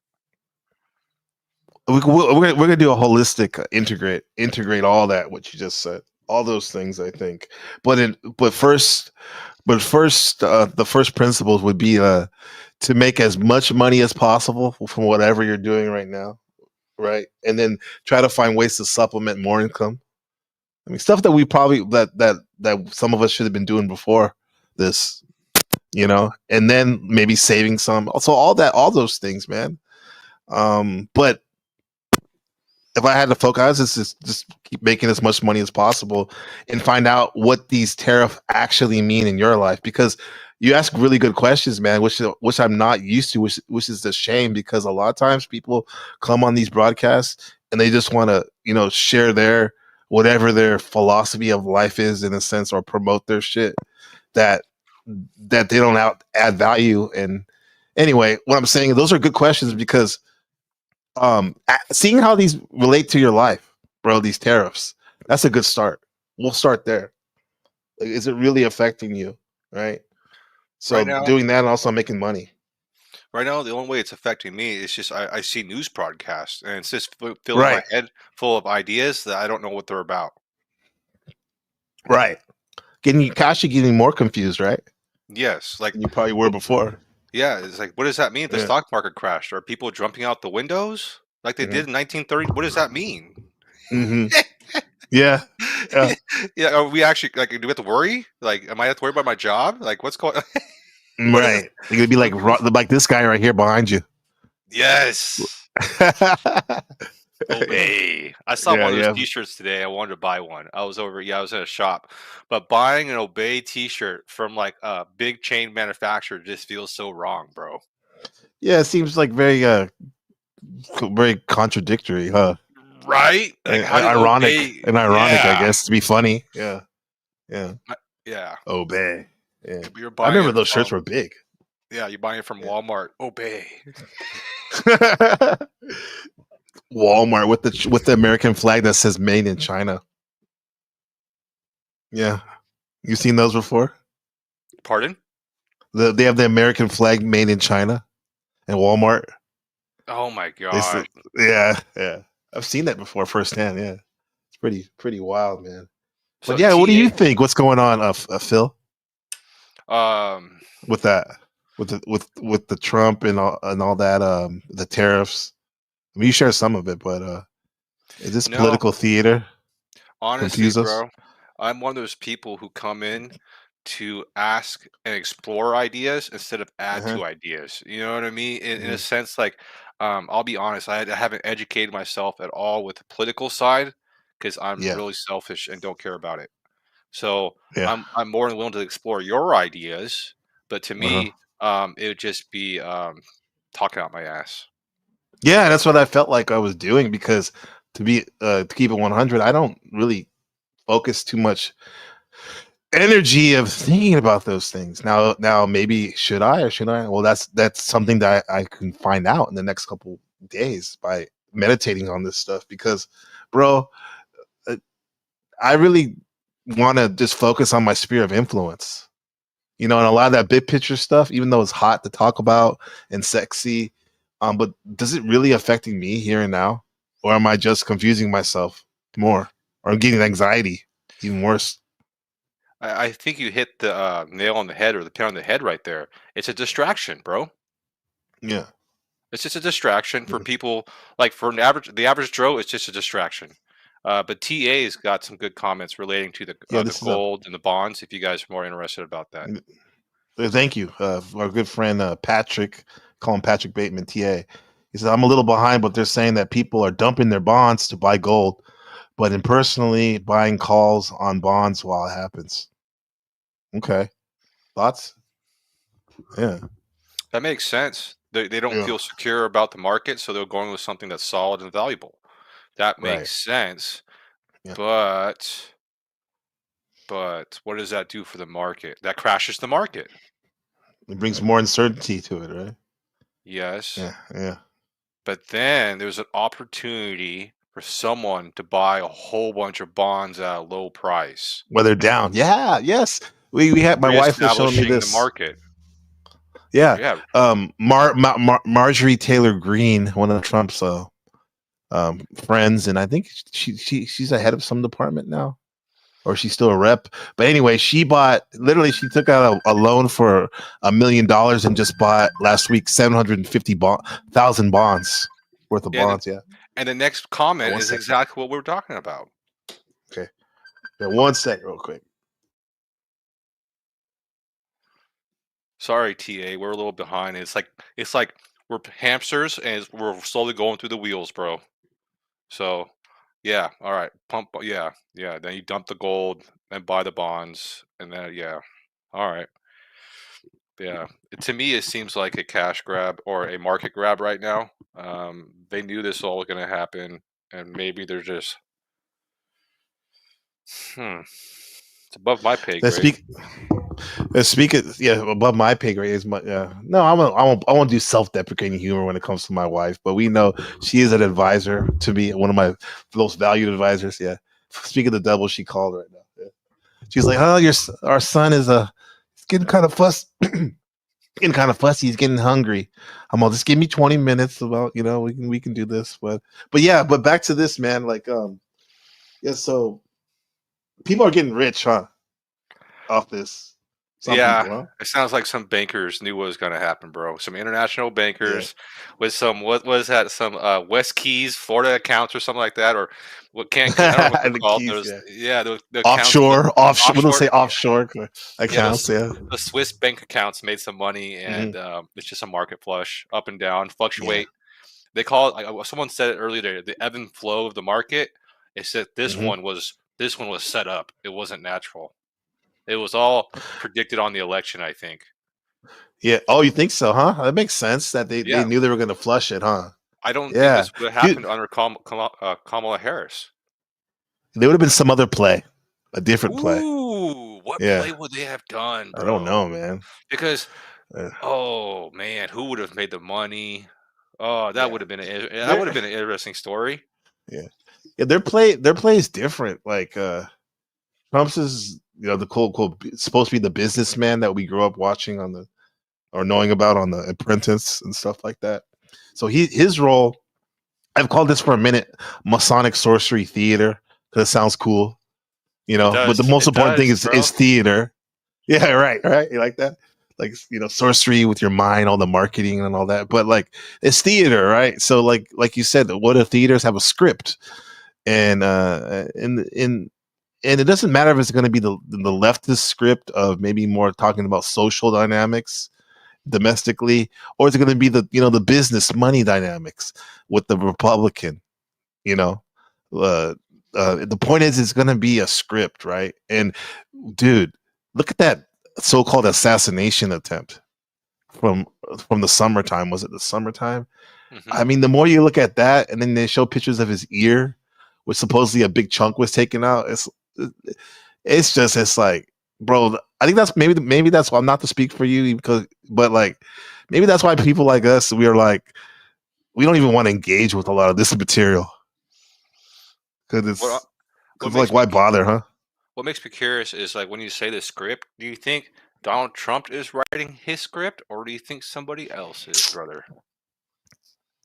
Well, I'll take it to what I know, the big picture being the small picture, as above, so below as above, in a sense that this is my philosophy of life is whatever the so-called I is, the soul or whatever, I co-created and wrote this with the most high God before I got here to this earthly plane, and we wrote out what was going to happen together as co-creators, right? And so maybe the same thing in the more rudimentary version of it, President Donald Trump wrote out with the what they call it, the black hand, or the shadow, the deep state. They wrote out this play that they're making right now together. Maybe he just added little twerks, just like he's great at giving these speeches, but we know he's reading from a teleprompter. But you can tell when he adds his little ad libs and stuff in there. So maybe he did, huh? Because he would have to know something about it. Hmm. This Do is you enjoy speculation, but do you do you what? do you enjoy following this script, this story? It sounds like it's going to be a fun next 4 years to follow. It's like, why not? Might be a good one This to is follow. this is the only value that he brings me. The President Trump he's a great actor, man. He's a lot more entertaining than Kamala would have been. And my thing, and this is why I look at it as a successful president, be it the president of Taiwan or America, which I'm both these countries now. Do they, one, top priority, keep us out of war? And two, do they are they entertaining? Right now, the Taiwanese president is very boring because you don't get to. They don't really, they're not like it's not like America where they're all over the news all the time, right? But one, they no war so far, so yay, they get my support. But the Donald Trump, bro, he's so entertaining, man.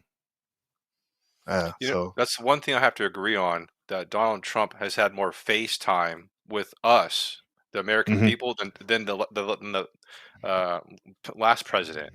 Joe Yeah, Biden he was very behind the scenes and didn't really yeah, share with us. Where elusive. Donald Trump, almost every time I turn my phone on, he's on the screen somewhere. You know what I mean? So Always, man.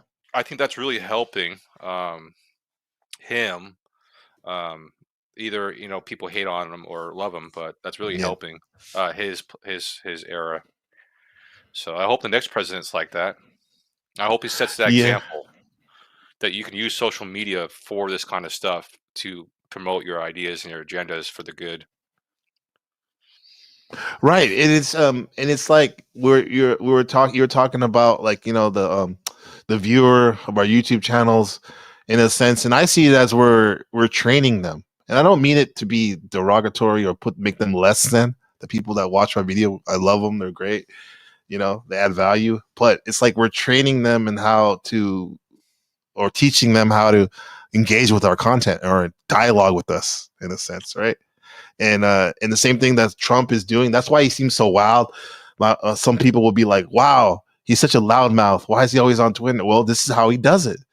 And like you said, maybe he's ushering in a new way of communicating and being so-called transparent with the American people and the world citizens and whatnot. For example, to go along with that, someone say that J.D. Vance could be the next president in the future. So technically, well, in a way, he could be training J.D. Vance on how to use social media and how to interact with the world leaders for the future of the United States. And like I said, other people who are watching him, the kids growing up who want to be in that part of who want to grow up in that sector, the political sector. Now they have someone to look up to. Yeah, this is I think a net positive right now. I can't see the net negative, right? I can't see the negative, what he's doing, other than maybe some policies I might disagree with, but I haven't read any policies yet. Other than that, he's all right in my book.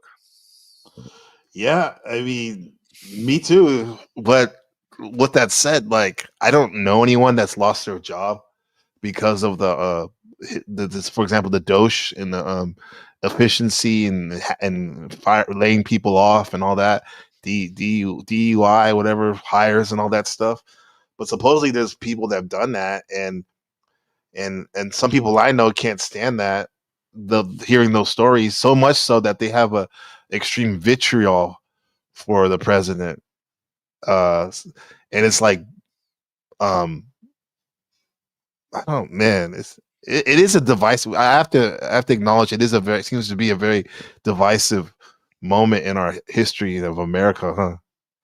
I wish we could hear those people's stories and really understand what happened with that situation, with them being let go at this time. Because, how did you get let go? It's hard to get fired from a job. Like, you really have to try, unless, you know what I mean? Like, you got the job. They obviously liked you. And in order to get fired, you must be doing something, what they don't Really like bad, anymore. huh? So Yeah. did you get fired because of DEI, or did you get fired because of your political views and your Performance. personality now? Yeah.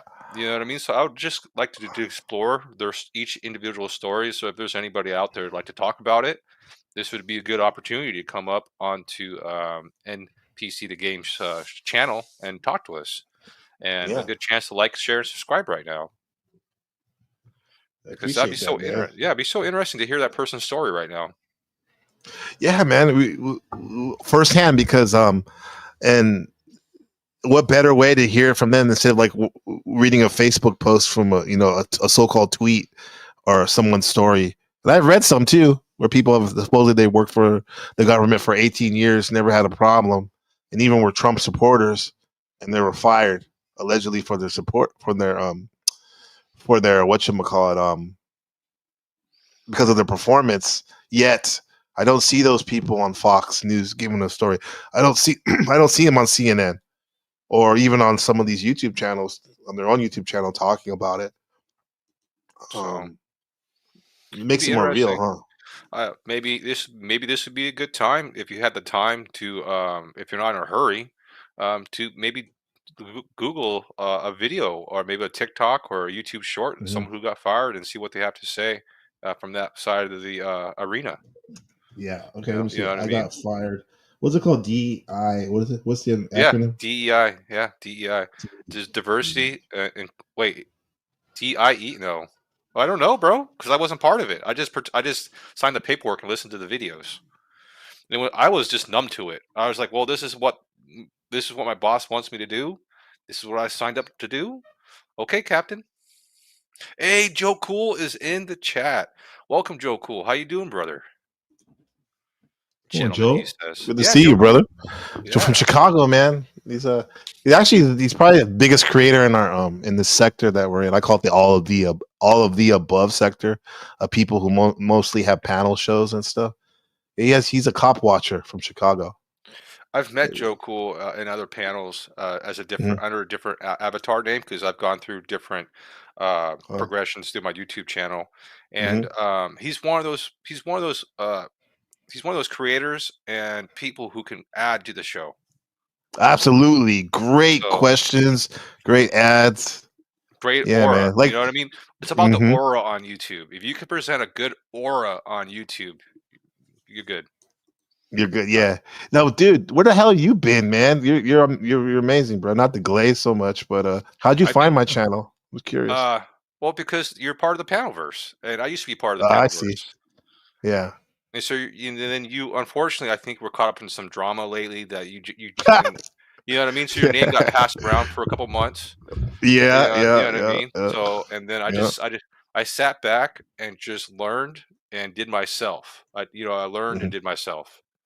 Yeah. So and I feel Perfect. like I want to get back into YouTube as a hobby again, Mhm. and maybe start streaming again. So I figured this is a good opportunity to dip my legs back into the pool and get back into the pond or the ocean and become a fish again. Yeah, I like it. This is back in the ocean of the collective consciousness of YouTube. Yeah, Yeah. And well, you have an ally here, man. I'm cool. definitely yeah, it's great. I put my Discord in the back too if you ever want to stop by. But we have Thank some you. good combos and stuff back there. I you Yeah. know I haven't found the value in Discord yet, and hopefully in the future I do because it's a great opportunity to grow a community beyond It YouTube. is. Yeah, it definitely is. It gives you that's what I think it was meant for to begin with. The gamers, especially gamers, yeah, to talk about what the creators they enjoy and the content they enjoy. Yeah. Mhm. Mhm. Mhm. Yeah. I like it. I mean, I've had the same one. It's basically I use it as my social club for my friends I've met over the years since 2018 online and stuff that we have a discussion. No drama. I mean, we sniff that out quick, man. If there's drama and stuff, but it's a good fit. Um, so I'm looking Cool. for the Thanks for the dude. invite. Phil, you're welcome. Thank you. You're more than welcome to come through. I can't find anything, man. Okay, that's what I mean. So That's maybe crazy. it's all rumors, and there's actually um, no one.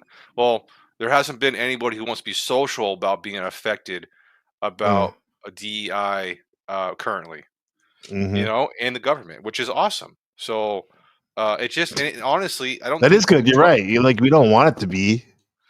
We don't want people to be fired for that. Like, yeah, yeah. Now, did you notice a change at all when he said that? And he's like, "Well, the U.S. government doesn't really do that." It's like, well, Congress didn't really listen to you. They're still doing it. Hmm. Businesses are still aren't they still have the employees. Yeah. I don't get a big Did change. nobody really that I've seen. Now, granted, I don't live in the country over there, but I have friends and family, and they haven't told me nothing. You're living right there. You're in the States. I haven't seen anything. Okay, Yeah. I live in Southern California, so there is a Hmm. large. There isn't a large, but there is a noticeable DEI population here, and I Hmm. haven't seen any changes. I haven't seen Yeah. anybody get fired from the company I work for. I haven't seen anybody protesting, like nobody on the roads with signs. Nobody Yeah. standing in front of Walmart. No one standing in front of Target. No one in front of standing. So I haven't seen it. And if, like I said, Yeah. if there's nobody out there, this is a good opportunity to come up and share Come your up. voice. Yeah. Yeah. Yeah. Joe, I think Joe Cool's responding to your comment earlier about where you saw. He said, "Joe Cool, was that the gay porn vid that NPC made that got him in trouble?" No, it wasn't that one, Joe. I think it was Now that's it what was got him this one, Joe. famous. Yes. Take out the gay part, man. I can't even joke around with that part. It's like Joe, Take out don't you know? That's why I'm here, bro. Oh no, no, no, Yeah. no. Well, it was I'm just nice meeting you, Phil. Yeah. Yeah. I'm just calling on with a joke, bro. I went too Yeah, I far. know. I got you. I got you. That was good. Here's what I got in trouble for, Joe. Let me see. There's Joe right there. He joined. That's true, right? In the Great Joe love Talk. and shit forth. Do you I ask don't me know. my I plans? haven't. I'm not sure we talked about, because you say we're gonna do this. What are my plans to bring love and shit forth? Do you I ask don't me know. my I plans? haven't seen it, Joe. And have you tried to help me with my shit, Jack? Yes. You just said you don't even know what my plans are. How the fuck are you helping me? You know what? Hey, Joe, you can take your disagreements. I'm about ready to wrap up. Sincerely, you can be the first to go, but I'll give you a last word. Yeah, I'll take the last word. Blow me, nigga. Grow up, Joe. You don't have a fucking clue what's in front of you. Eliminated all options. I'm not sure we talked about, because right, you Joe. say we're gonna. I mean, there's that one. The only other gay thing, that scandal that happened this week or this last week, was this clip right here. I don't think I've ever played it. It's so new. Let me see. And so this is panel versus all the above sector stuff. It's all right, Toby. It's all right. You be good. That way. Here's I think the important thing for me to say right now is that I'm straight as an arrow, but Ryan, if we ever meet in person, I'm gonna fuck you just to prove a point. Yeah, it would be hot. Can I watch? No, it'll be disgusting, but I'm willing to fall Nah, on the sword for you. just to cause I don't that understand. much pain. Here's I think the important. Oh shit! You should have got me started, man. Joe Cool. Yeah. And that's hopefully something I can do in the future, is create a community where I can get some clips like that and make some people laugh. Yeah, I mean that's fun. Flo State's a master at that. Now I gotta glaze him because I got him with that one, even though he prefaced himself after that. But like, yeah, he's good at that. It is fun, huh? When you have the inside jokes, you know. That's what I said. Let's bring it back, because I gotta go for lunch. But dude, like what you said encompassed the whole thing. Why not get paid? Why not get paid for what you love to do, man? And then you said YouTube is a very low overhead, right? Get yourself a laptop or computer, a nice mic, a camera, a console. That's it, man. Maybe some lights. Yeah, that's I mean, it's people doable, are right? doing it with just their phone, and you have that. That's Right. you could do it with your phone. So Yeah. It's there, man. That's doing for self. I mean, I got that from the great Elijah Muhammad. Was a proponent of that doing for self, meaning if someone's not going to include you in things. In this case, he was talking about segregation and whatnot at the time. He was like, you got to do for yourself, or go for yourself, and like make your own businesses, make your own institutions if you're a community, But we're not even talking about. You can literally make your own community online. yeah, that's That's I what mean. we're doing. Like, if they won't let you in that party, you know what? Get yourself your own drums, get yourself your own guitar, and start rocking. And people will join, dude. Right. People will join your party. So there's no point in segregating. Let's just all party together. Yeah. You know what I noticed, Phil? What do you think about this? A lot of people in this community, they've been streaming on top of other streamers. Meaning, for example, like I'll put Now, I'm not trying to be big-headed or be conspiracy, but there is something to be said. I run it past you. Like if I put like a schedule what I'm going to do in my stream, and suppose that acquaintances are out there and they don't necessarily schedule their thing, but it never fails. Some of the same people, before I go on, they'll stream like 15 minutes before, or an hour or not, and knowing that we share the same audience, a lot of the crossover audience. So I think a lot of that shit is kind of, we should be looking at ourselves as community, not trying to step all over each other. That's a great question, dude. Yeah. That's a great question. How do you share the most valuable time with everybody?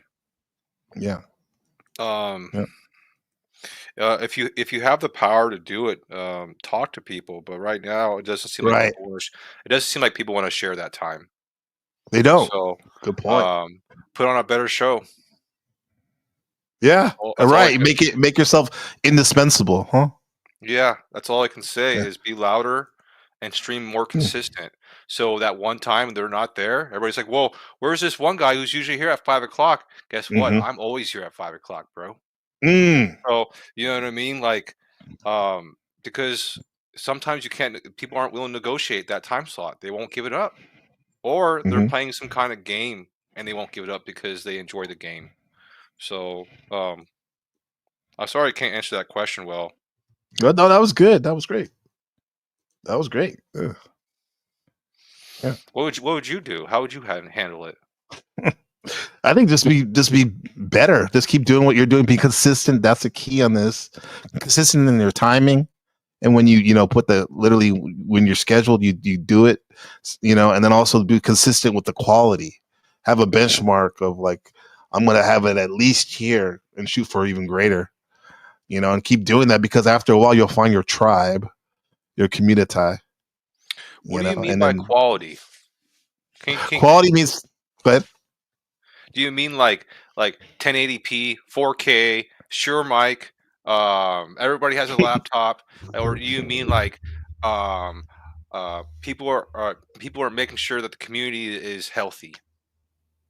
Quality of life or quality of equipment, quality of product? Oh, it's always Zen nowadays for me. It's both, but quality of community is the backbone, because quality of community will give you those super fans that come back, which becomes family basically. Keep coming back to you, man. No matter if you have your iPhone or Android, struggle streaming, from your car or whatever. That's gonna keep your base, right? But then the icing on the cake is the 5K camera. I'm not even gonna go 4. I'm gonna go 5K. I'm gonna get the Joe Rogan mic, as you said. How you say shoe? The Shure mic. Shure mic. Exactly. Yeah. I'm gonna have the lights and all that. So I'm gonna give you different variations. I'm gonna vlog sometimes. I'm gonna do a live stream sometimes, or like open call. So I'm gonna do a variety of things to make it aesthetically pleasing too. But that backbone, like you said, making sure that the community is healthy, right? And like right now we got like 2 people here. Like I was getting like 30 people the last couple of weeks, but I've noticed people have been streaming on top of me. Like when I go live and it's getting smaller and smaller. But with that said, the people who are here, the right people, are the ones that are supposed to be here. Yes, and, exactly. Be careful what you ask for. You might have 100 people in your chat, but what happens if they're all hating on you? Yeah, like you have 2 people that are here consistently that hype you up, or you have 100 people. You know what I mean? Be careful what you ask for. I'll take the quality. I would take the quality in community. Yeah. Yeah. So that's way cool. Big chillin', exactly, dude. And I appreciate you sharing my channel. Thank you so much. Absolutely, man. That's what I'm here for, is to support the community and be a part of the community and have another place for the community. So yeah, and you're definitely doing it. Is there any other people you go on their stream regularly? No, you're no. I'm what's it called? I'm just wandering through the interwebs, bro. Just wanderer. It's a wanderer, yeah. Yeah, that's why I'm Team Philip. We're our own little group, and we kind of just show up, do our thing, and then boom, we leave. We just play the game. We play the game. We score our points. We win the championship, and then we go. Yeah. So, I like that. How like I want to explore you and your channel. That's why I'm here. And we see what were the topics again? They were the trade wars, wage slavery, do it yourself, and there was another one. Do for yourself. What do you value? That was the last one we didn't hit. Yes. What do you? Thank you for bringing that. Thank you. What do you value in your community? I value attention. Then literally paying attention to me, who's probably doing the majority of sharing, as well as the counterparts that come up and share, and that's what I value, man. That like whoever's speaking, we're really listening to them, and we're able to kind of like stay on topic too, in a sense. Don't get me wrong, we can talk about anything, and like that's what happens a lot of times with these conversations, huh? They go places, but yet the ability to be focused on each other helps us always come back. to the backbone, you know, the stream, right? I value that. So many streams just go left, right, up, down, circle. Like it's just they're all someone says it's like herding cats. Yeah, it is. It is like herding cats. Yeah. So that's what I value. I value attention. I value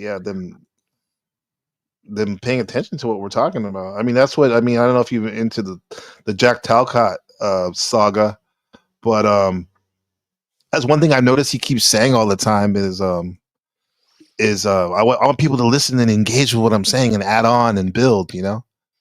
That's what he values. I can see that. Yeah. If you have a minute, you might want to change the background real quick. Let me see. We have might be like giving people's seizures or something. Yeah, you have one of your friends in the chat, Brody. We appreciate you saying something. Stay with us. Bring something with the bring something to the chat. Let me see. But no, Jack Talcott is an amazing individual. My bad, guy. Thanks.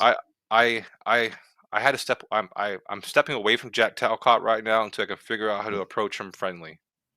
Mm-hmm. And I think I know how now. So before I was confused. I don't know. I thought he was confused, so I was confused on how to tell him how he was confused. So now I'm not going to say anything to him. Yeah, let him walk his journey, bro. Just let him walk his journey. Yeah, let him do his thing, right? That's why I did. Like, I don't know Brody, if you what did he say? Look at this guy. Brody's from he's from the psychedelic realm, the chamber we used to dwell in over there, the true life experience. Yeah, we got you, bro. Yeah, we got you, bro. Yeah, dude. I was gonna say, I don't. If you listen to this on the rewind, I got right in the beginning before I start sharing. After the music, I have a clip of Jack Talcott talking from 3 weeks ago, where he literally asked this question. Someone asked him, Margot asked him, like, "Why don't you just get a job, Jack?" And he was telling his views about getting a job, which was classic. It was a great segue into into this whole thing and what you value, man. I remember I read this book in college called The Value of Nothing, and it talked about how it's so interesting how diamonds are worth so much money, and it's like a rock of carbonite, right? Yet pressurized, they're pressurized rocks. Yet water, one of the most valuable resources on the planet, is a lot of times free. At least free for most people, right? So what do you value in life, man? What do you value? That's an important question that I have to ask myself, and hopefully others ask themselves, what do they value? Like, what do you value in life? That's a great question to ask people and ask yourself. Right now, personally, to be 100% honest, I value Jesus Christ. I value my friends. Right. I value my family, and I value people and their brains, dude. What a great life we live. Yeah, man, I agree, brother, man. Wow, man. Now I feel like Jack. Wow, man, this is wonderful. No, that is good because I was raised Catholic, and I still believe in Jesus Christ. Whether you just being American, that's one of the programs a lot of us are under, and he does give a great example of how to live, man. How to treat people. From what I read, he was an amazing person when he was here. Mm-hmm. Yeah. From what the stories say. Yeah. So I'm not going to deny the stories. Historians, don't deny the stories. Yeah. So there's very multiple accounts, right? Historians that said that. And it's funny that you say that about him, because the way that Jack Talcott clip started, I didn't play the part. Margot said, "Jack, why don't you get a job? You want to be like Jesus. Even Jesus had a job. He was a carpenter." So it's like, hey, man, I never thought about it like that. Yeah. Now, granted, he probably wasn't getting, I don't think he was getting bi-weekly pay or whatever, but who knows? But the point is, that was his profession, right? Watch, we look at history, and Jesus Christ has got like 1-star Yelp reviews. 1 star. He's not good at carpentry, bro. I say this guy's like, dude, stop building shit. I got you. But he was a Go good. over here. Yeah, go over and help these. But he was a people. good conversationist, though. I guess he was. He was good with his words, bro. Right? Yeah, he was. He convinced the world not to give up on being divine. Right. And you are a Gracie Gray with a comment. Our friend Gracie Gray. I like Yes. Team Philip. Good guy, definitely. Gracie Definitely Gray, thank you for the kind Mhm. words. I appreciate that. Thank you. Hey, Team Philip, are you going live anytime soon or dropping any videos? Should I go live soon? No. Just mean like That's what I maybe mean. you're Should I maybe go you get live? inspired now. So Um, you know, so we can go over there sometimes and hang out The if thing you is, have us. what I'm worried about is like, I'm not the topic creator. Oh, you don't do it like this, huh? Well, I'm not the topic creator. I'm not the guy I'm not the host. I'm not Oh, used to okay. being the host and you know, being the person to generate the party. Mm-hmm. You know Yeah. what I mean? So if that's my position now in life, then maybe that's where I need to go, and I will go Mhm. live. But you know what I mean? Right now, I didn't think anybody would show up. Well, if you want to cultivate that, I'm here to support you. And in the meantime, you're always welcome to ride shotgun with me, man. Co-host sometimes, as they say, right? Yeah, because this is fun talking to you, man. Man, you got some great people in your chat. TA with a good joke, bro. So I wanted a What is table, but he cured my daughter's blindness. He got a 1-star review. You know, like Wait, you only give him a 1-star review for just off top of the strength of the blindness, curing us, giving her sight, man. that's what I At mean, least give her bro. 3. The stories of what he did are miracles. Yeah, they are. Yeah, So, and to absolutely. be honest, I'm not worried about it. December 17th is my birthday. Okay, Yeah, December 17th. Yeah, I'm a All December right, Sagittarius. Sagittarius. Yeah, man. Yeah, my brother Jordan, he's the 11th, right? Nice. So 17th is cool. Yeah, my brother-in-law Michael's around that time too. What are you? Yeah. What sign are you? And when's your But- birthday, TA? And when's your birthday, NPC? My birthday's in November 10th. Birthday of the Marine Corps. Oh, really, dude? Yeah. So wait, were you a Marine? No. Oh, Maybe probably in another life. yeah. Family members are and stuff. Yeah. What about you? Were you in any military? Yeah. 1986, TA. I'm not worried. Yeah. TA, 1986. He's running. People would say like you're too perfect. Phil. They say like, are you an agent or something? You're too good to be true. That's what, yeah. But if you are, man, you're a cool agent. Yeah. But dude, man. Oh, 11? Wait, 11? Oh, thanks for sharing, TA. I'll try to remember that. 11/20. Also November, brother. Like the end of November. Yeah, you can manifest wealth, but also need to respect karma. Yes, I was taught the horrible lesson of not the horrible lesson, the great lesson of karma. You Yes. have instant karma sometimes. Some of us have instant karma. I don't know how that relates with Christianity, though. It kind of confuses me. Is it the sin coming back to bite us in the? Is it instant sin, like instant? Instant. I look at it as I look at it as cause and effect, man. Not even to get woo woo with it. Karma is just cause and effect. You do something, this is what happens. This is the results. You know, and now people want to get new agey maybe, and they say like, oh, there was like a past life and all that, but I won't even go there. I'll just say like cause and effect. That's what karma is. You do good things, you get good things happen to you. You do some things that are questionable, you might be surprised, or so yeah. Well, do you think karma affects everybody, or do you think there are actually some people who they can do whatever they want? That's what confused me. It didn't seem like karma affected. I think eventually it's going to come back to you, man. Not and this is especially if you're a Christian or a Muslim or a Jew. They believe in at least the Christians and the Muslims, they believe in a judgment day, right? So you'll be judged either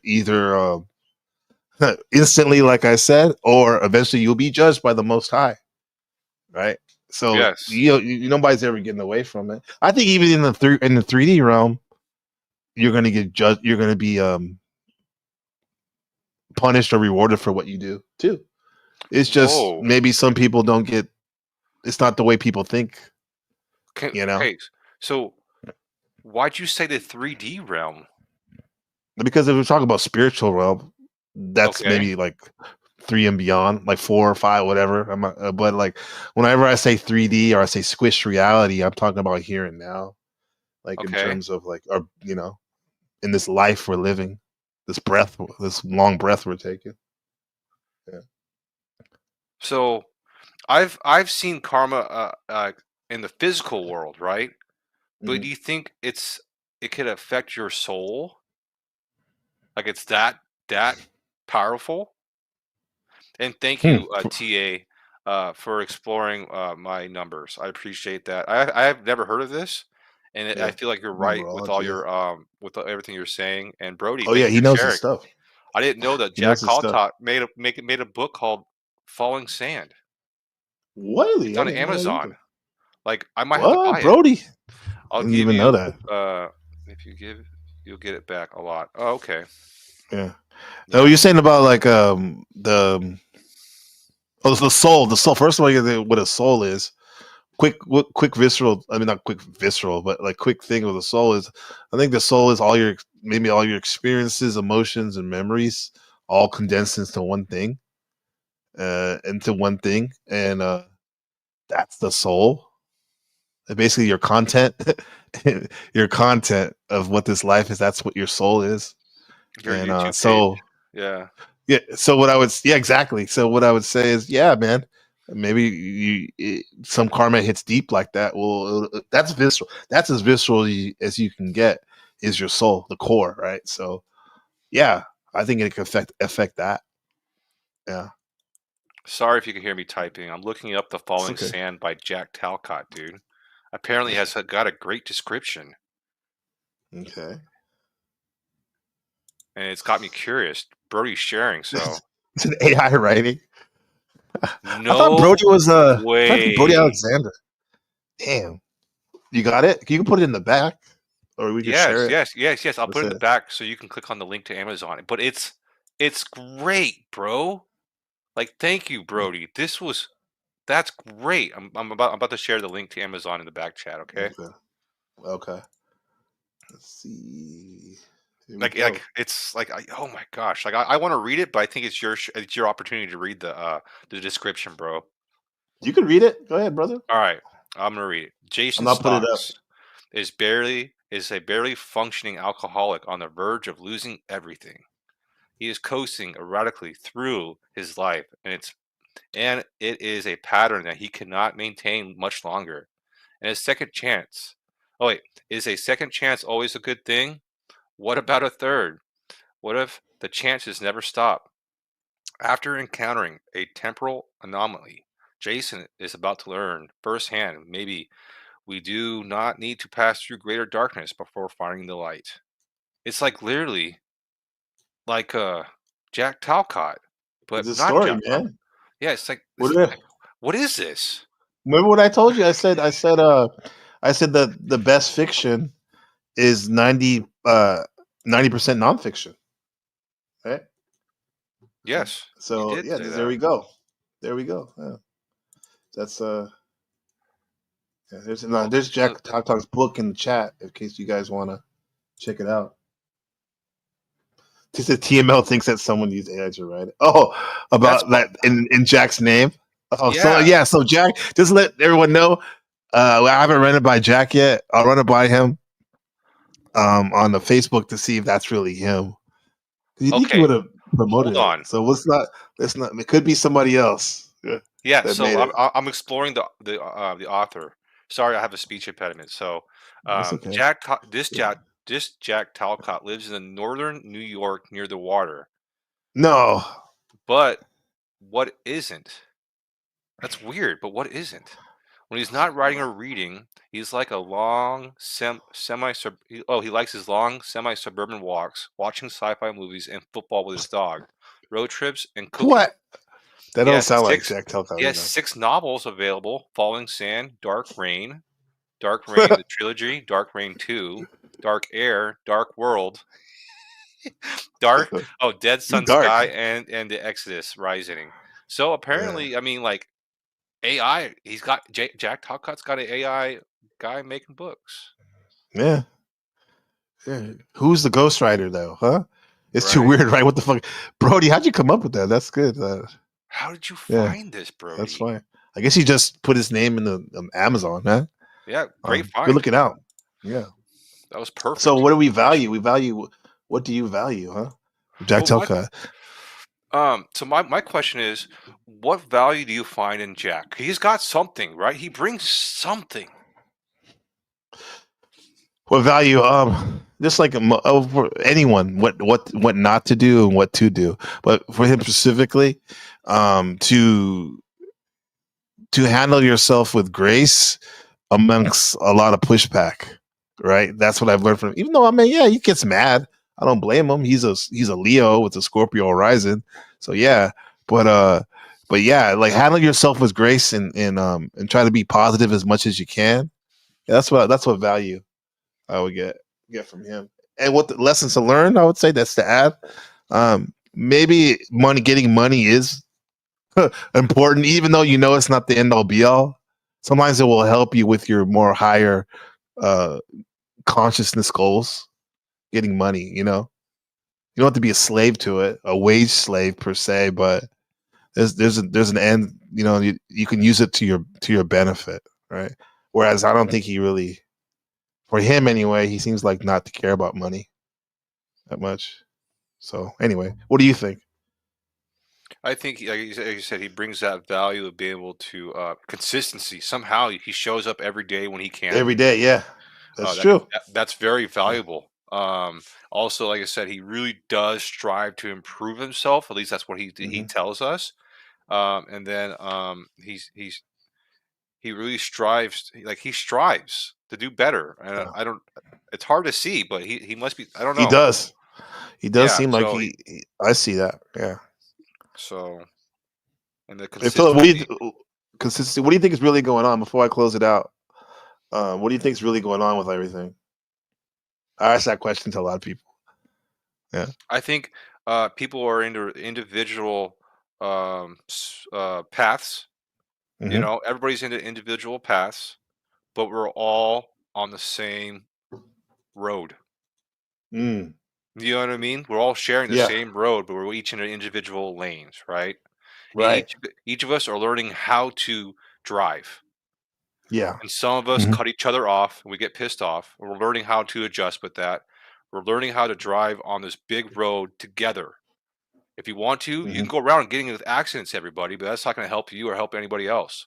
So I think, and you can tell, people either have really nice cars or shitty cars. It's all about figuring out your lane, taking care of your vehicle, and getting to your destination, and doing it with everybody around you. Right. You know what I mean? You can't just go, I'm going to go to my destination, cut right. You're going to end up hitting somebody. Exactly. You know what I mean? Take care of your vehicle, which is your body, so you can get to destination A and B. If you want to get there in a Honda Civic, you're more than welcome to. If you want to get there in a freaking Ferrari, you're more than welcome to. It doesn't matter. You know what I mean? Just don't cut anybody off, and don't get in accidents on the way through. If you need education on how to drive, reach out to the other drivers. Ask them. Everybody. Obviously they know how to drive. They're driving right next to you. They have that. What's your thoughts on that? How do you see the world? Yeah, and then you can calibrate yourself, right? It's like that song, what's that, by Jim Croce, I Got a Name. I think it's called. And they use it in Django when Django and Doc, the doctor, he finally sees Django in dressed nice in like a cowboy, and he's taken back when he sees him, and it leads into a montage of them working together, and he's like kind of training him how to be an assassin and whatnot, and they're playing that song "I Got a Name" by the great Jim Croce, and in that song, it says something kind of like what you're saying about like we're rolling down the highway, but now since you're going my way, might as well roll together, and get up when we fall down, help each other up, whatever. But the point is, like, you seem to be going, you're definitely going in your direction, and I'm going in mine. And it seems at this point, like it's the same point. So why not walk together, bro? Like, let's walk for now. You know what I'm saying? So I appreciate you coming along, man. You're welcome. Yeah, I would have been here longer too. I would have been here longer, but I got the family and stuff. Do you have like a wife or kids? Not right now, and that's why I'm here. Mm-hmm. Yeah. We got you then, man. Yeah. We got So you, though. while I'm not taking care of friends and family, I'll be on the internet taking care of friends and family here. So I appreciate your time. Thank you for sharing your space. Thanks for sharing your thoughts. And thank you for your hard work, brother. Dude, man, you made my week, Phil. Appreciate you, man. Peace. Man. Thank you to I the really friends mean in the it. chat. TA, I met some new friends. TA, Gracie Gray and Brody. Thank you guys.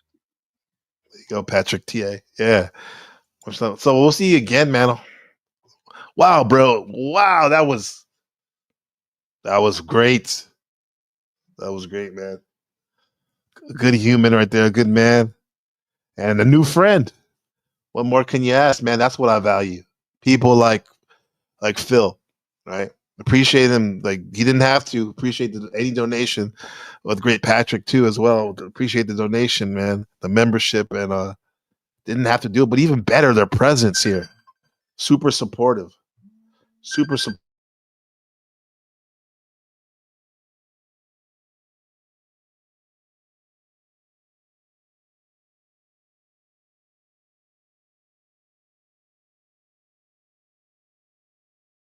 See, they're calling me, man. Team Phil, man. Appreciate you. You locked in, man. Yeah, come through to the Discord. If you didn't get a chance to hit the link.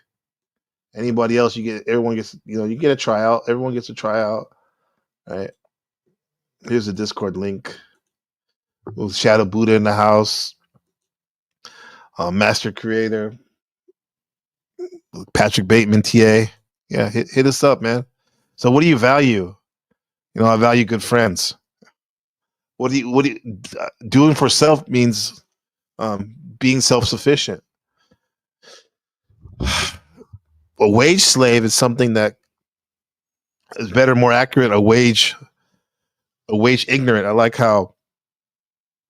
think it was Team Phillips said that earlier. We can use being ignorant to cultivating our wage into flipping it and springboarding off of that into becoming an entrepreneur. And the trade wars, once again, the great questions from Phil about like how are they really affecting you firsthand, not just what you hear from the pundits, man.